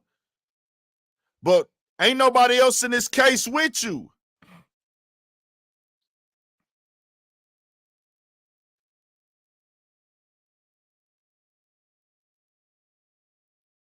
That right there, not it to me, bro. I don't, because that means that, hey, even if you did some fuck shit, are you gonna go tell on other niggas and not take accountability?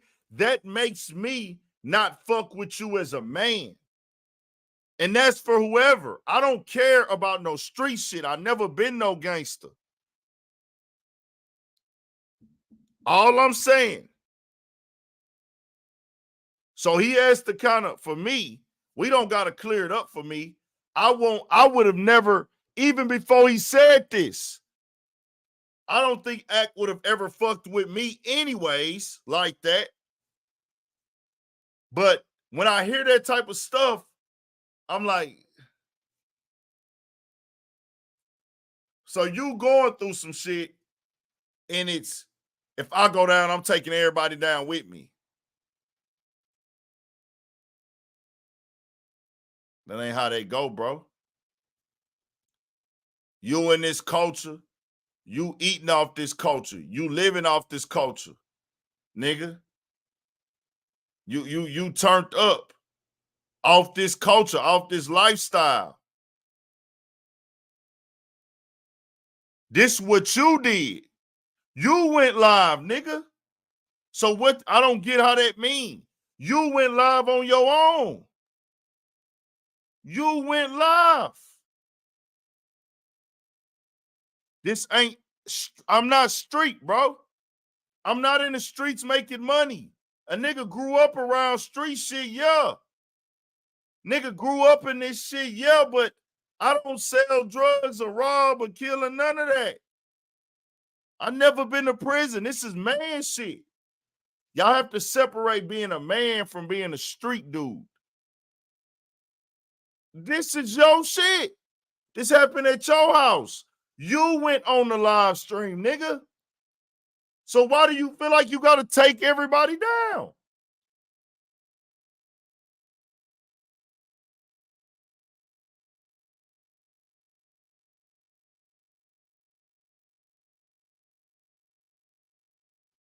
That don't sound right.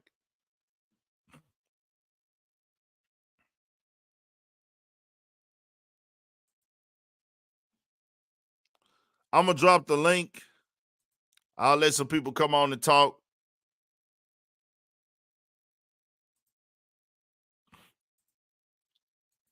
You got to be a man in this shit, bro. You got to have some morals and principles in this shit.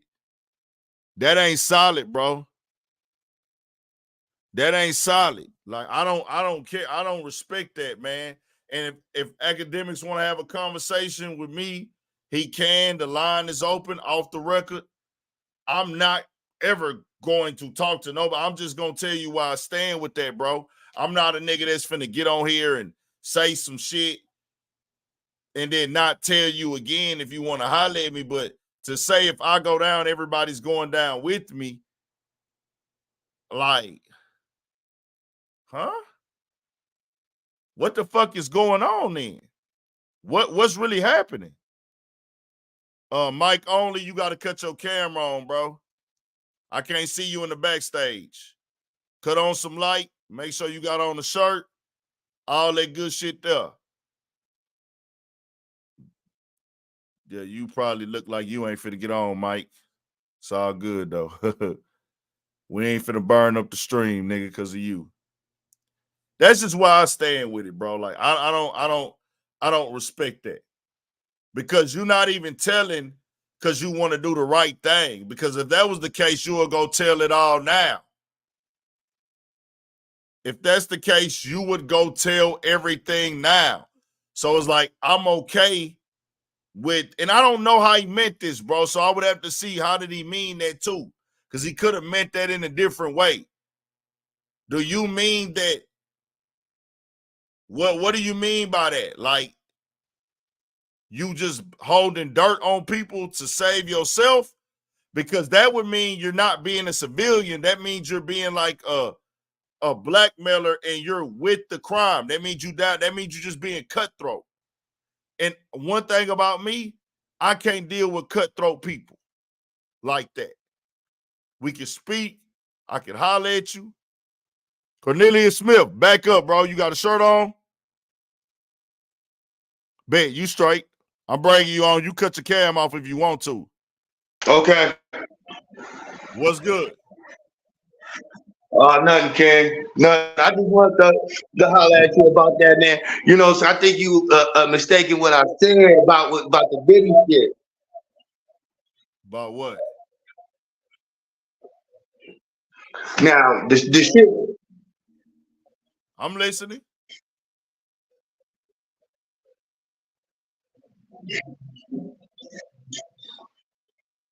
Yo. Okay, so now the shit is fucked up with Diddy did. Now the shit is fucked up with Diddy did, and like I said, what the man was, you know what I'm saying? On he like you said, if he was going back there doing that, I totally agree with that.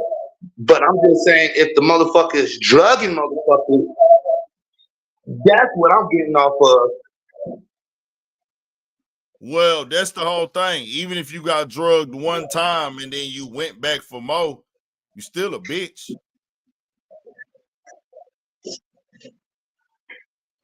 I agree with that. I agree. If he keep on going back there and keep on taking it. But that's what I'm saying. That's obvious. That's common sense, bro. But in the lawsuit, he's saying that Diddy made him record him with other men. Diddy and Stevie J helped groom him, and they told him about him. It's like, bro, they just getting on these platforms and tearing down black men and calling every black man gay. That shit weak, bro. That shit weak. I agree. And that's the problem with niggas like that. It's nah, bro. When I looked at the lawsuit, I said this shit don't even make sense. I agree. Akademiks, cut your cam on in the backstage. Yeah, bro, I saw this. Like, he talking about, he groomed me and set me up to get with Cuba Gooding Jr. No, nigga, you a grown man in your 30s and 40s. He's like 40. What are you talking about? It's real victims out here, bro. It's real kids. It's real women being abused. You in Hollywood and this and that. And I don't even think Diddy did any of this shit. With him, I don't believe that. Yeah, y'all ain't coming on unless you cut your cam on in the backstage, bro. So, nah. I agree. How you feel about this academic shit? Man, this academic thing, man, I've been looking into it real deep. And I believe, like, I just got through watching the lead attorney. And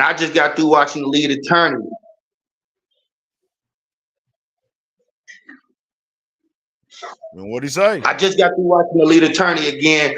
And the paperwork and everything, what they stated, it's not really looking good. And he can get arrested. He's lying about that.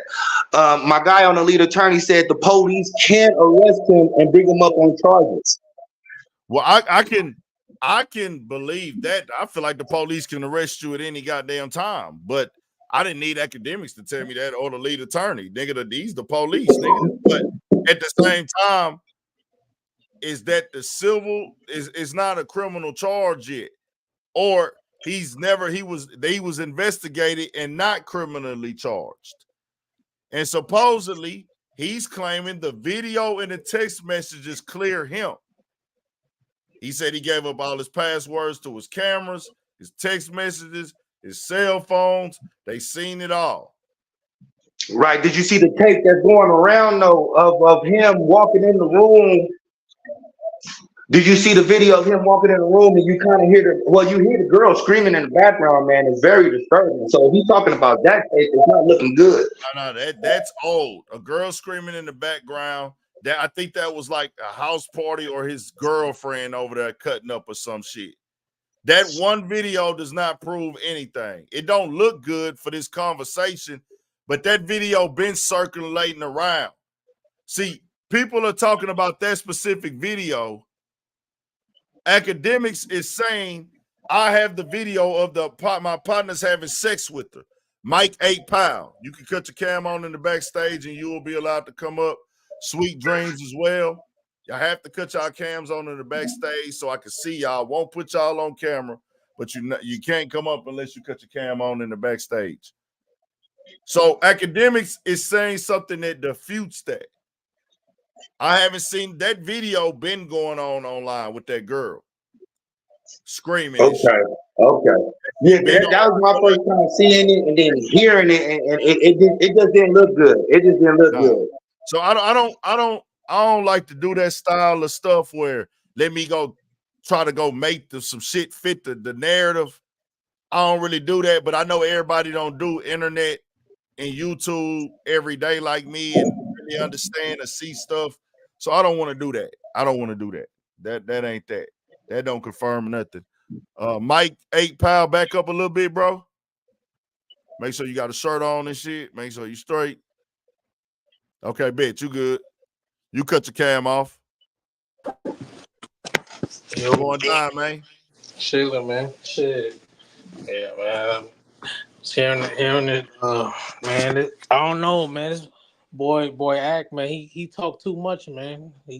He trying to clean it up while still trying to, I guess, keep his image. I think what I want people to understand the most is he brought this on himself. Well, he didn't file the charges on himself. I'm not saying anybody should be accused, and just because you spoke on it online means that you should be accused of something that you didn't do. But he doesn't have any of this go on if he doesn't go online. Right. You know what I'm saying? Because he be the same type of person that would go live for days as somebody else in the industry was doing the same thing. Yeah, like you just don't. It's just certain things you don't do, bro. And I'm not a nigga like. And y'all will hear me critique Akademiks. Like I said, the shit he just said right here, bro. If I go down, I'm taking everybody with me, nigga. No. Yeah, what the fuck? That's crazy. Like, what does that mean? Is how do we take that? Like, that to show you who type of person he is. He got some shit on people.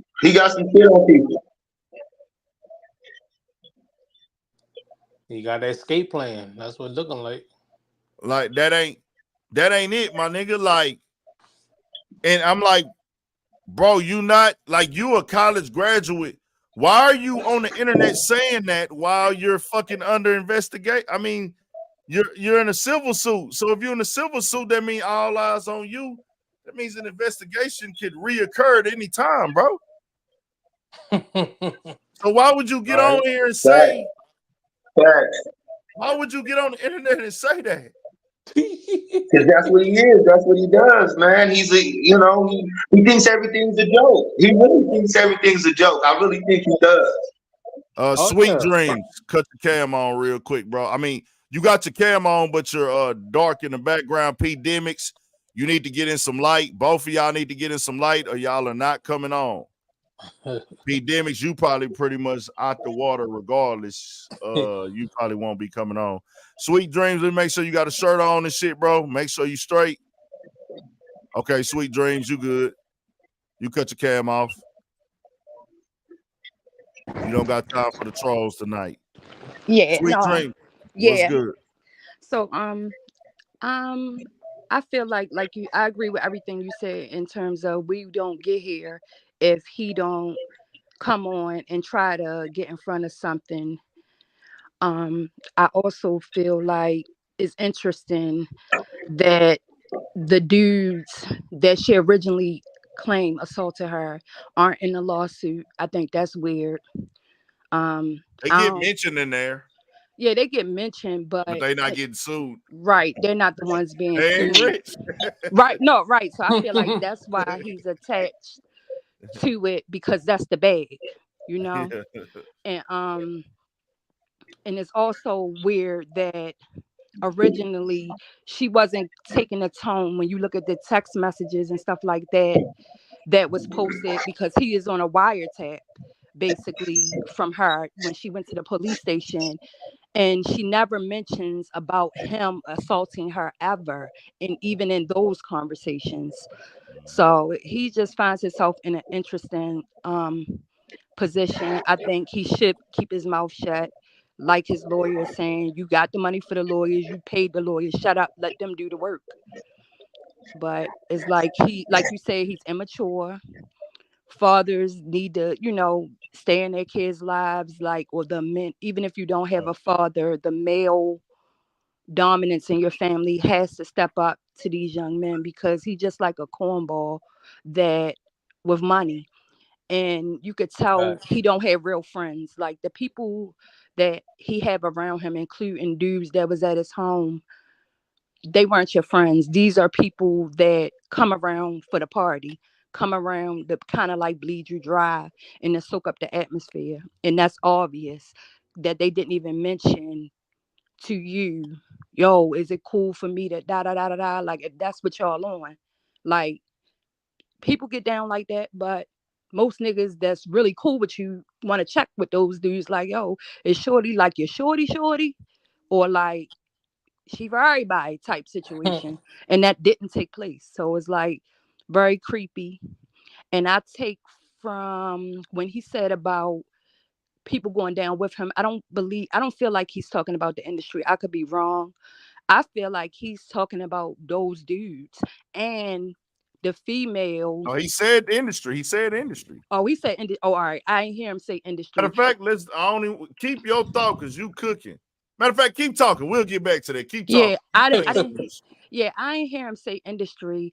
He kind of like segued into another part of the conversation. So what I thought of it as is he's talking about the dudes that actually did assault her and the girl that extorted her. Because when I think back to the yelling video that everybody keep talking about, people keep thinking the screaming video is a part of this lady's assault that she's alleging, but it's not. That's the old girlfriend, the tramp bitch. That how you label her. Like, that's that whore ass shorty, bitch. That's right? her. Yeah, Not wanting to I know leave that's his her. house, Yeah, right? yeah. That was So her. I feel like he talking about her because he brought up how, one, extortion is a crime, whether people don't think so or not. That's a whole crime. If he has her on tape and she stole some bread from him, like a whole lot of bread from him, that the police was called about the bread and the money had serial numbers, but he dropped the charges. So it's like they got a real fucked up history. So it's like, yeah, I agree with everything you said about how this all started and how men, even like how I tell my son, like I use this as a teaching for my son. Like, if a person is intoxicated, high, whatever the case may be, they cannot consent. Even if they are saying yes, if push come to shove and they want to take it to court, they cannot consent. And, long are the days where you would think that two people that know each other, we're both adults, we feel like we know what we came to do. We feel like originally, before the drinks came into play, before the smoke came into play, or whatever you choose to do came into play, we agreed upon knowing what we came to do. But once the liquor, the drinks, or whatever is in the air, and that person is now inebriated or whatever, all bets are off. And it's crazy because in certain states that even apply to your own mate, your own wife. So a lot of people just don't know that. And it's important to talk to young men about that. Like, y'all put yourselves in peculiar situations. And far as women, we do also. Hey, you probably one of the realest that then came on this platform and spoke. Salute to you. This was something that I think the people needed to hear tonight. Even somebody like an Akademiks needed to hear this. You said the real, and one of the biggest, most important things you said is men need to be in their sons' lives and kids, young men, young kids that go into young teenagers growing into men. The fathers are needed because the guidance is not here. We seeing misguided people. We seeing dudes who, like she's saying, like the internet is controlling their mindset. Like I can't even in my mind what would make academics think like I'm in a civil suit. I need to be on camera doing a 30-minute live stream. Real shit. Like, to be honest, I wouldn't even want to go nowhere near it right now. Like, I get it, that's your bread and butter, but you brag about all the money you have, so you should be able to chill. You should be able to sit back right now and just plot politics, figure out how you gonna make this shit go away. And especially if you're saying you're not guilty, let your lawyers do the talking. Like, get off the internet. Like everything you said tonight was absolutely on point. Like, we letting the internet control our lives. For parents, it's 24 hours in a day. You think the average person work 8 hours a day, up to 12 hours a day, some more than that. So you got that time away from your children. Then we buy them everything. We want them to have the latest fly shit. So we getting them the tablets, the laptops, all the shit, the phone. So kind of sort of that device is taking a place of human contact. So they watching certain people like your academics and your fresh and fit and all of these other internet trolls / clout chasers, and that's what's raising your children. So it's important, like, no, you got reeling back in. No, let's talk about this. Like, even if they watching this type of stuff, it's important to have a follow-up conversation with your children about what they're intaking. Because it's cool to watch if you got the right mindset. Because I can watch all the shit because it's not impressionable to me. But for young people, this is all they know. They want to be like the academics. They want to be like the fresh and fit because they think it's cool. And it ain't cool. And I think that that's the main thing. Like you said, that goes back to the fathers on the man's side and the mothers on the women's side to show them a sexy red is not the way to go. To show them city girls is not the way to go. That they're misguided, they're misleading you, and that they are just entertainers. Separate that from reality. Show them that, what academics really does is entertaining. It may be funny. He make you laugh, but this has to be broken down as to he's doing something that is not considered smart right now. He should not be on the internet talking about this open civil situation. He should not be explaining anything. And you should never in your life let a woman disrespect you to the point you don't respect yourself. Academics does not respect himself, and we see that now.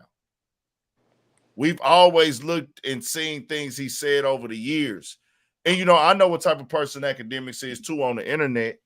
He'll critique everybody, but if you say anything about him, it's all hell. Yeah, all hell broke loose. Yep. All hell broke loose. And that right there shows you where he is as a person, where I will run up a bag. I will brag about the money I make off of talking about other people. But if anybody gives me a critique, Ack is very intelligent, but it's just his arrogance getting away Very of it. emotional. He's very emotional. Goes back to the facts. father. Very emotional. See, that's the problem. That's a gift and a curse. Some people can think they too smart.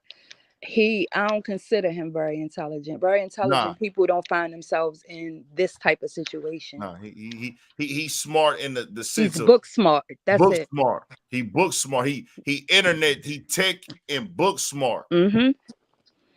He manipulative smart, but he's not smart when it comes to common sense in life and dealing with people. Especially women. He can't deal with no women. Like, if it was without the really money, book smart. Really book smart. Yeah. No, that nigga can't do like his women smart is he can't offer advice to nobody. I mean, a woman got him in this situation. Yep. A woman that stole $500,000 from him. A woman that he says was out here in Houston fucking other dudes and giving them his money. Cash apping niggas out here in Houston his money. He was sleeping with these niggas out here. And it's so crazy because when the news hit of what happened, right? They was talking about it and I forgot what we was. They was talking about it though. When he said that she took 500,000, and then he said that she was in Houston with the money. It's crazy because as soon as he said she stole 500,000 and ran to Houston, I instantly told myself, "Oh, a nigga got some of that money out here." For sure. Without even knowing the storyline. When I heard she took the 500,000 and ran to Houston, I said, a Houston nigga got some of that money. Yep. And that's another case too, a pillow talking. He run his mouth too much. He pillow talk with that bitch. She know all his insecurities, everything that he inferior about, and straight ran and sent inappropriate pictures to some niggas. Weird. He sound like a cuck. Hey, like Kendrick say, you know what I'm saying? It don't matter if you got money. Once a lame, always a lame. Facts. Like I tell you like this, bro. The day a woman sends a picture of me to a nigga at all, I wouldn't care if I had my clothes on. You done. If you my girl. Safety first. Even if you if you supposed to be my friend. My Safety friend first. too. Safety You my first. girl, but I'm just saying to his significance, he's saying he buying her shit, taking care of her, she living with you, and she don't got the decency to not send your personal business to some dudes online. Then of all people, she sent it to the sicko fucko white boy Adam 22. Ain't that how Pop Smoke got smoked? Nah, he took a picture and they got the address. Oh, I thought from a female poster. Possibly that too, but he took a picture as well. So I don't know. But like you spoke straight up. You spoke the realest stuff tonight though, and I like when a woman can come on here and really say the things. Nah, he took a picture of the house and the address was right there on the house. Shit. But yeah, the numbers they had to probably get some other info as well because it just had the house numbers on there. You know what I'm saying? So just having the house numbers don't really get you in the door to the exact location. Sometimes it might though. I don't know. Oh my bad. Yeah, I was talking about PN and P Rock. Yeah. No. That was them guys. What the dude? They was on him. Nah, the dad was at the restaurant and seen them hop out, and he left immediately and went and got his son. But they from around that neighborhood too as well, so they already knew where he was at, so they put up on him quick. No, he was there. The dad was already there. They wasn't following PNB Rock, to my understanding. The dad was he was in the shopping center and at the restaurant. He seen him walk in with all this stuff on and said, "Oh, let me go get my son." And he went home and got his son and brought his son back up there. And that's when his son went there and robbed him and killed him. Oh yeah. But what I do, I just want the message to be taken from all of this, bro. And let me play that part for you one more time too, as well. Sweet dreams. Hold on. Okay. This part is just, I don't know, but I want you to give your real perspective on this, hearing it again. Remember, we could file a lawsuit on him too. Could that be?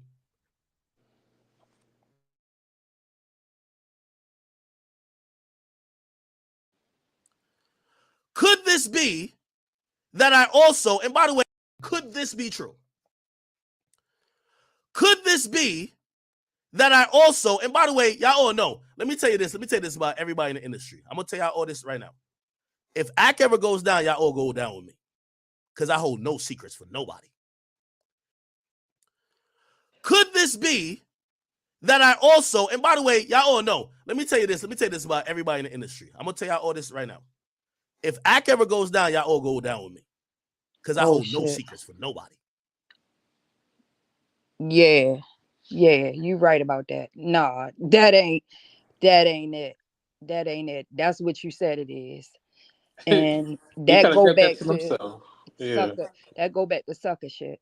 And shit like that, you gotta blame the niggas that already know who he is because we see it, and you still choose to affiliate just for clout, just for views, all that, wanting to sing your music to him, da da da da, all of that. People gotta learn to keep business business. He is not from the streets. He continuously says it. He tells people off the rip he gonna be an informant. So I like for anybody that he holding secrets for, that's your damn dumbness. He trying. I'm not gonna lie. When I hear people say certain things, I take them things as such. This being one of those, like, fam, Yeah. that is low quality humanity to me, because you don't care about the greater good. See, the greater good, you wouldn't be holding the secrets. Yep. You would be putting it all out there. But you in this game and you playing dirty. Yep. I would never do that. I don't need to know y'all secrets. I don't need to know no dirt on nobody. I don't want to know your dirt. Absolutely. For what? Niggas got enough of their own life to Come hold on, on to. Like, come no. on. I don't want to carry y'all niggas dirt around. This shit don't do nothing for me. I don't, but this is the type of game that these niggas play with a pocket watch. They call it, they try to make fun of, like, this is a thing, the pocket watch. Like they didn't try to make that cool in the game. Right. They trying to look up people how much money they made. Or just we gonna pocket watch niggas and try to judge them. Fam. But basically looking, they going against everything that I was raised upon. Yeah. And I'm not gonna conform to that. Because when we discuss hip hop in our culture, it's a reflection of who we are as a people, dog. And I'm not finna move that and start. Now, I'm gonna take life how it is. If you show that you don't live by these unwritten laws and standards, I'm accept that. But I'm never finna come over here and normalize this and start saying that stuff is cool. Right. That's not cool. That's not cool. That's why it's important to stay in your lane. Act was a kid that came up off of doing commentary. Cool. That's what you want to do. Do that. But at the point when he wanted to level up and sit with people that's really affiliated, really living that life, and he should have stayed out of that. Oh man, he was buddy with 6ix9ine, so it makes sense. Yeah, it makes sense. Another dude with no morals, no principles, no integrity was his best close friend in this game. That's and that says a lot now when you start seeing how people act. Where I would never put expectations on dog ever, because you've already shown me who you are. And that's how you move. That's how you move. I'm not gonna put who I am on. I will be letting myself down. Mm-hmm. But I still have to call that shit for what it is, because you in this culture. Yeah. This ain't even about being street. This is about just who we are as a people with certain things. And being a man too. So exactly. So when you get into them conversations, right? When you see how it move and how it go, it's like you in it for self. The thing about him, I ain't never think otherwise. Just from the way how the positions he put people in, like when you think about the line of questioning between him and Black, like it just says a lot. Like the people that he rolled with, and he big up a lot in the fact that he hide behind having money enough to have all the security. So he think behind a keyboard, it garners him the right to say and do whatever he want to do, because one, I'm holding over your head, then I'm definitely going to them people. Two, I got security with me. So it's like, yeah, I don't get the people that's really living like that sit down with dude. I don't care. Like, it's other platforms to go on. It's platforms like yours where niggas can get their music pushed if that's what they trying to do. No, it's not an academics, but y'all can make those kind of people academics and We then ain't be a safe environment, you know? our culture ain't really the type to be invested in like, let's do this. It's like you have to build your own house around in this culture. You feel me? You ain't what you saying is a trillion times correct. And it ain't even got to be urban politicians, but it's like we a culture where you got to build it on your own. You got to create your own value, and then people will fuck with you. But like, let's band together to build this guy up now because everybody else is trying to build themselves, and we've let motherfuckers water the interview game down to where don't ever expect right now the way this game is working. I don't expect to ever get I'm not looking forward to getting interviews from big artists ever. Because why would they do interviews now? Everything is conformed to clickbait and drama and reposting of chaos on blogs. So big artists, it ain't even in their rollout to their promo to go sit down and do interviews when they got an album out no more. Like, I could just go to Instagram and post up I got an album out. I don't really gotta I could get on live and talk to my fans. You know what I'm saying? Yeah. So I get it. That's why I don't be mad. Like, when I first came in this shit, I was like, man, I want to interview Future. Lil Baby was hot at the time. Lil Baby was like the hottest new nigga at the time, like 2017, 2018. I'm like, nigga, I need to get Lil Baby. I need to get Future. I need to get all these Detroit niggas. You out of Baltimore, huh? Yeah. I want to get YBS Scholar. Oh, yeah. You know what I'm saying? A YG Tech. I want to get the Baltimore guys too. I'm tapped in. You know what I'm saying? I done checked out Baltimore. Shout out to my boy ASAP Ant. You know what I'm saying? And True. different guys, you know what I'm saying? Like, I didn't got Baltimore guys on here before to just fuck with me. So I seen the game shift to where controversy is always sold in media over anything. It's always been the number one seller. You know what I'm saying? It just is what it is. But it was a balance. The balance is completely gone now. I could get on here and post 10 positive videos. People ain't going to click them. You might get 1 out of 12 that'll do some like lit numbers, if that. So I had to say, you know what? I have to cover the bullshit and then try to put the medicine in the candy. Yeah. That's true. But I feel like is a shift that's already starting to happen where it is not going to be any choice if you want to survive to be on. And I'm not talking about you personally, I'm talking about these entertainers. If they want to survive, that they're going to have to shift to the realer podcasters and YouTubers, and because these acts and stuff like that, they gonna be out. Like, with all of this shit that's going around or whatever that's happening, it's shifting everything.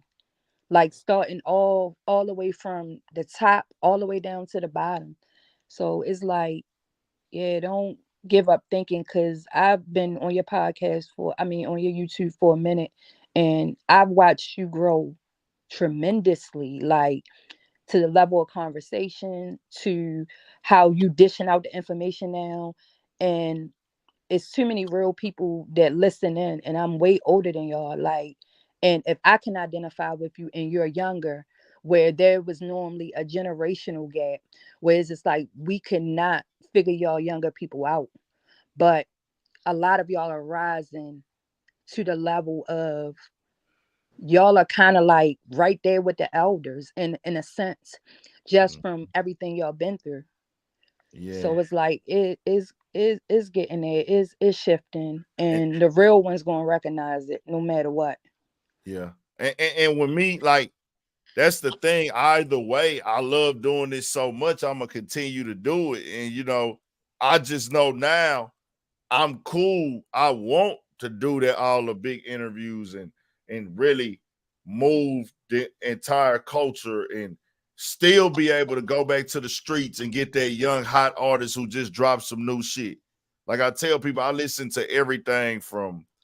I used to say, man, I jam anything at one point in time. I don't jam them no more, but Lil Uzi Vert. I was jamming everything. I was jamming everything from Lil Uzi Vert. I used to jam everything from Lil Uzi Vert to Raekwon. I used to tell niggas that I'm jamming Pac one day, but then the next day I might be riding a Young Dolph.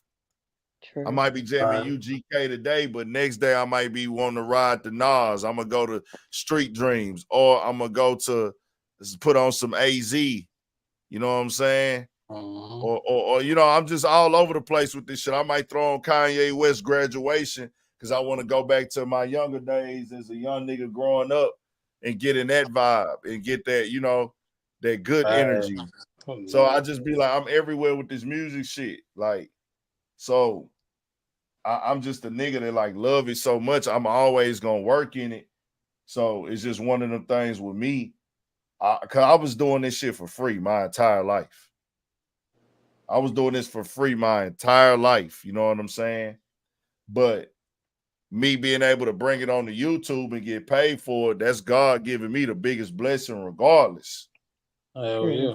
Because I was gonna be doing this for free regardless. I was always looking for a new mixtape or album. I was already watching every artist interview. I was already going to rap and hip hop. I was the nigga that paid money to go stand in crowds. I just went to a show Saturday. My boy bought the ticket. I went to the show, but I'm the nigga that stood in crowds and been there.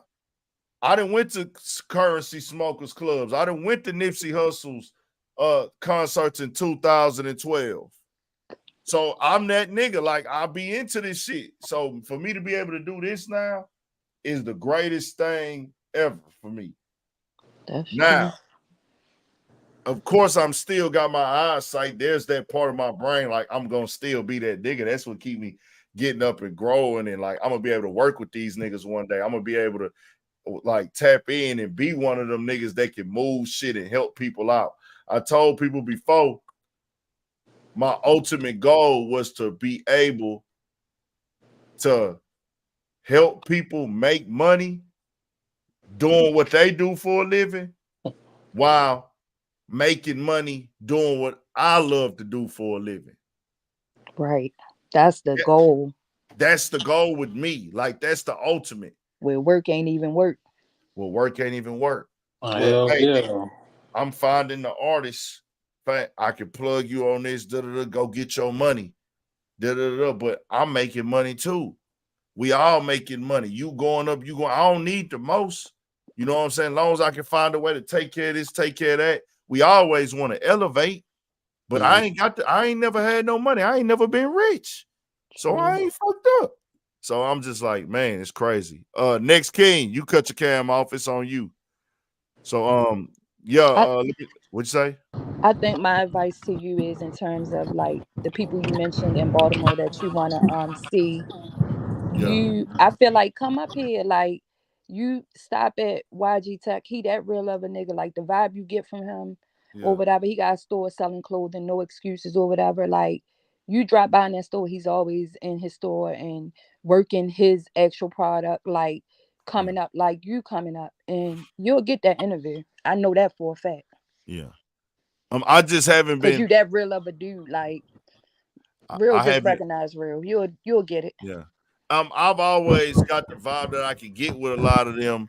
I just haven't really went out there. Like I know I can reach out through managers or plug or ask other people that, because like even with him, it's like if I really, really wanted to get in contact and was all the way prepared and ready for it on the spot, like let's go get it, I could press that button. It's just one of those buttons where I got to go ask for a couple favors. Hey, bro, can you do this? Can you do this? And get that direct conversation with them. But that's all you're going to need. And that's how I could do it. But I know I ain't got, it's a lot of improvements that I need to make as well, even with the channel, the format, the layout. But if I run across him, he's most definitely somebody I would holler at. That is a guy I most definitely wouldn't mind asking him. I'll go up to him, hey, bro, I'll be jamming your shit, nigga. You be rapping, bro. I done seen your old freestyles, everything that you been spitting, nigga. Let's chop it up. We could do a 15-minute motherfucker outside somewhere. And then he be out here in Houston too sometime. That's why I He said be I out. know, like, a lot of times it's timing. A lot of times it's all of y'all people in this kind of world are busy. So it's like Exactly. it's all about the timing. Like, Man, super put busy. yourself in a place. You put yourself in the right place at the right time. Yeah, Type you both situation. got to just being both on board with it that day, having the freedom to do it that day. Because in this game, like I'm putting in 12 hours a day easy. You know what I'm saying? If I ain't shooting and editing, I'm looking for more information or getting information. You know what I'm saying? Yep. You got to sleep, then you got to get dressed, you got to eat, you got to shower. It don't be a lot of free time. You know what I'm saying? To do a lot of shit. So even when you a rapper, like when you rap, you got to go and that niggas got to take care of their kids. Niggas got to go to the studio. This shit is it's hard. Like it's really, really, it's not gonna be easy. Especially when you gotta, you know, that's the one difference. You got deadlines and shit. Yeah, like shout out to my people that's got jobs. That's one of the difference between being and going and working every day was you have a set time, you got to be there. You know, okay, I'm gonna work these hours. Your schedule's kind of pretty much understood and set. You kind of know what you're gonna make. It's kind of there already at that specific job as long as you're going to work. But as opposed to, you know, trying to do this, you got to really get out here and figure that shit out. Like, you know what I'm saying? You always on the clock. You never know when you got to get a call. Okay, I need to go do this. I need to go do that. But you got to keep working and grinding for it, man. So but I most definitely appreciate you, sweet dreams. If you ever free when we back on this topic again, because I'm pretty sure it will come up, please tap back in on it with us. You know what I'm saying? And you offer a lot of insight and real perspective from somebody who's older, who has wisdom. And people don't understand what wisdom is. Wisdom is based off experience. You really want to be more wise than smart in life. Right. Yep. I appreciate you for having me. For sure. 100. Appreciate it. Mike 8 Pie, man, what else you want to say, bro? Shit, ain't nothing, man. Good show, man. Shit, keep going, man. Yeah, man. You Where you coming from get on with one it? day, huh? Where you coming from with it? What you mean, like where I'm at? Yeah, what city you out of? Oh yeah, shit, Pearland, shit, say Houston. Oh, you in Pearland? Okay, nice. Yeah. So, I'm on the north, man. That shit. Hey, one thing I say, that Pearland, they built that shit up crazy, bro. Man, they building a lot of shit over here now, man. Hey, Shit. I remember when all Pearland had was like one apartment complex. They had a few little neighborhoods out there, but they had that little fucking shopping mall out there. Yeah. The little strip. I'm pretty sure that bitch got everything now. Man, it's a lot now. Little town center, yeah. It's a whole lot of shit. So it's a whole lot. What they got, like bars and all that shit now? Yeah, shit. I heard they trying to make a movie theater out of it, but I don't know. I doubt it. Yeah, I went out there for that. For my boy, he had a thing at that. What's that fucking restaurant? Greasy Spoon. And I went out there to that Greasy Spoon one day, but I don't be going out there at all, man. The farthest I go is to the Beltway. And that's really the Beltway. the Beltway in 288. And really, I don't even go to there because his house is right behind South Park. Oh, okay. Cullen. So, you know, it's in them new neighborhoods back there, but it's right inside the Beltway. But when we go out there, we don't even go all the way to the Beltway. We get off of like Alameda, Genoa type shit. So I don't even be out there. But nah, man, keep doing your shit. What you got going on here? Man, shit, I'm thinking about starting my own shit too, man. But I don't know. Might as well. Fuck it. If you be on there already. Probably like some probably like reviews or some shit, reaction shit. Yeah, type do shit. your shit, man. If that's what you on, that's what you on, man. So we'll see. We gonna figure out, man. I think this internet space is in a crazy time right now, bro. And I've been so like doing my best to not just go in on certain shit, bro, because it'd be like, bro, I want to keep this shit cool. I don't want to be having to be negative. up. But I'll be like, bro, I know what when you get on here and you start calling out real shit, it just did it. Like I've been calling out Vlad on Twitter a little bit, but who gives a fuck, right? Like Vlad is Vlad. Like, yeah, Vlad, yeah. you know, like he be just doing bullshit. But it's so many other motherfuckers that I'm like, bro, I need to really publicly like get on these niggas because it's like the disrespect to me and my people is just getting so out of hand with these niggas, bro. And I'm like, it's certain niggas that's going with this type of shit. And it's like, bro, what the fuck are we going, dog? Like, we ain't gonna start gatekeeping this shit a little bit and making people respect it. You know what I'm saying? And just even seeing like this, even like seeing this rap battle recently, bro. I'm like, we gonna let other motherfuckers tell us what rapping is? Like the art of rap? Like you can like who you like as an artist. You can be a fan of any nigga you can be a fan of. You can like a nigga music more, but that does not shift the definition of the art of rapping with lyrics. You know what I'm saying? Yeah, it's all dumbed down now. Like, you notice that shit. That shit is way dumbed down. Like, you don't have to like rhyme with your shit no more. You don't got like come with like metaphors and all that shit now. Now it's all about fucking getting money, shooting, and twerking, bitches twerking. That's it. All you gotta do is twerk on the beat. So that's it. It's a record. All the sexy red or Ice Spice bitches. That's what we got, man. But now we'll for sure get up, man. Y'all make sure y'all stay up on here. We're gonna have a gang of shit. We shall be back on this.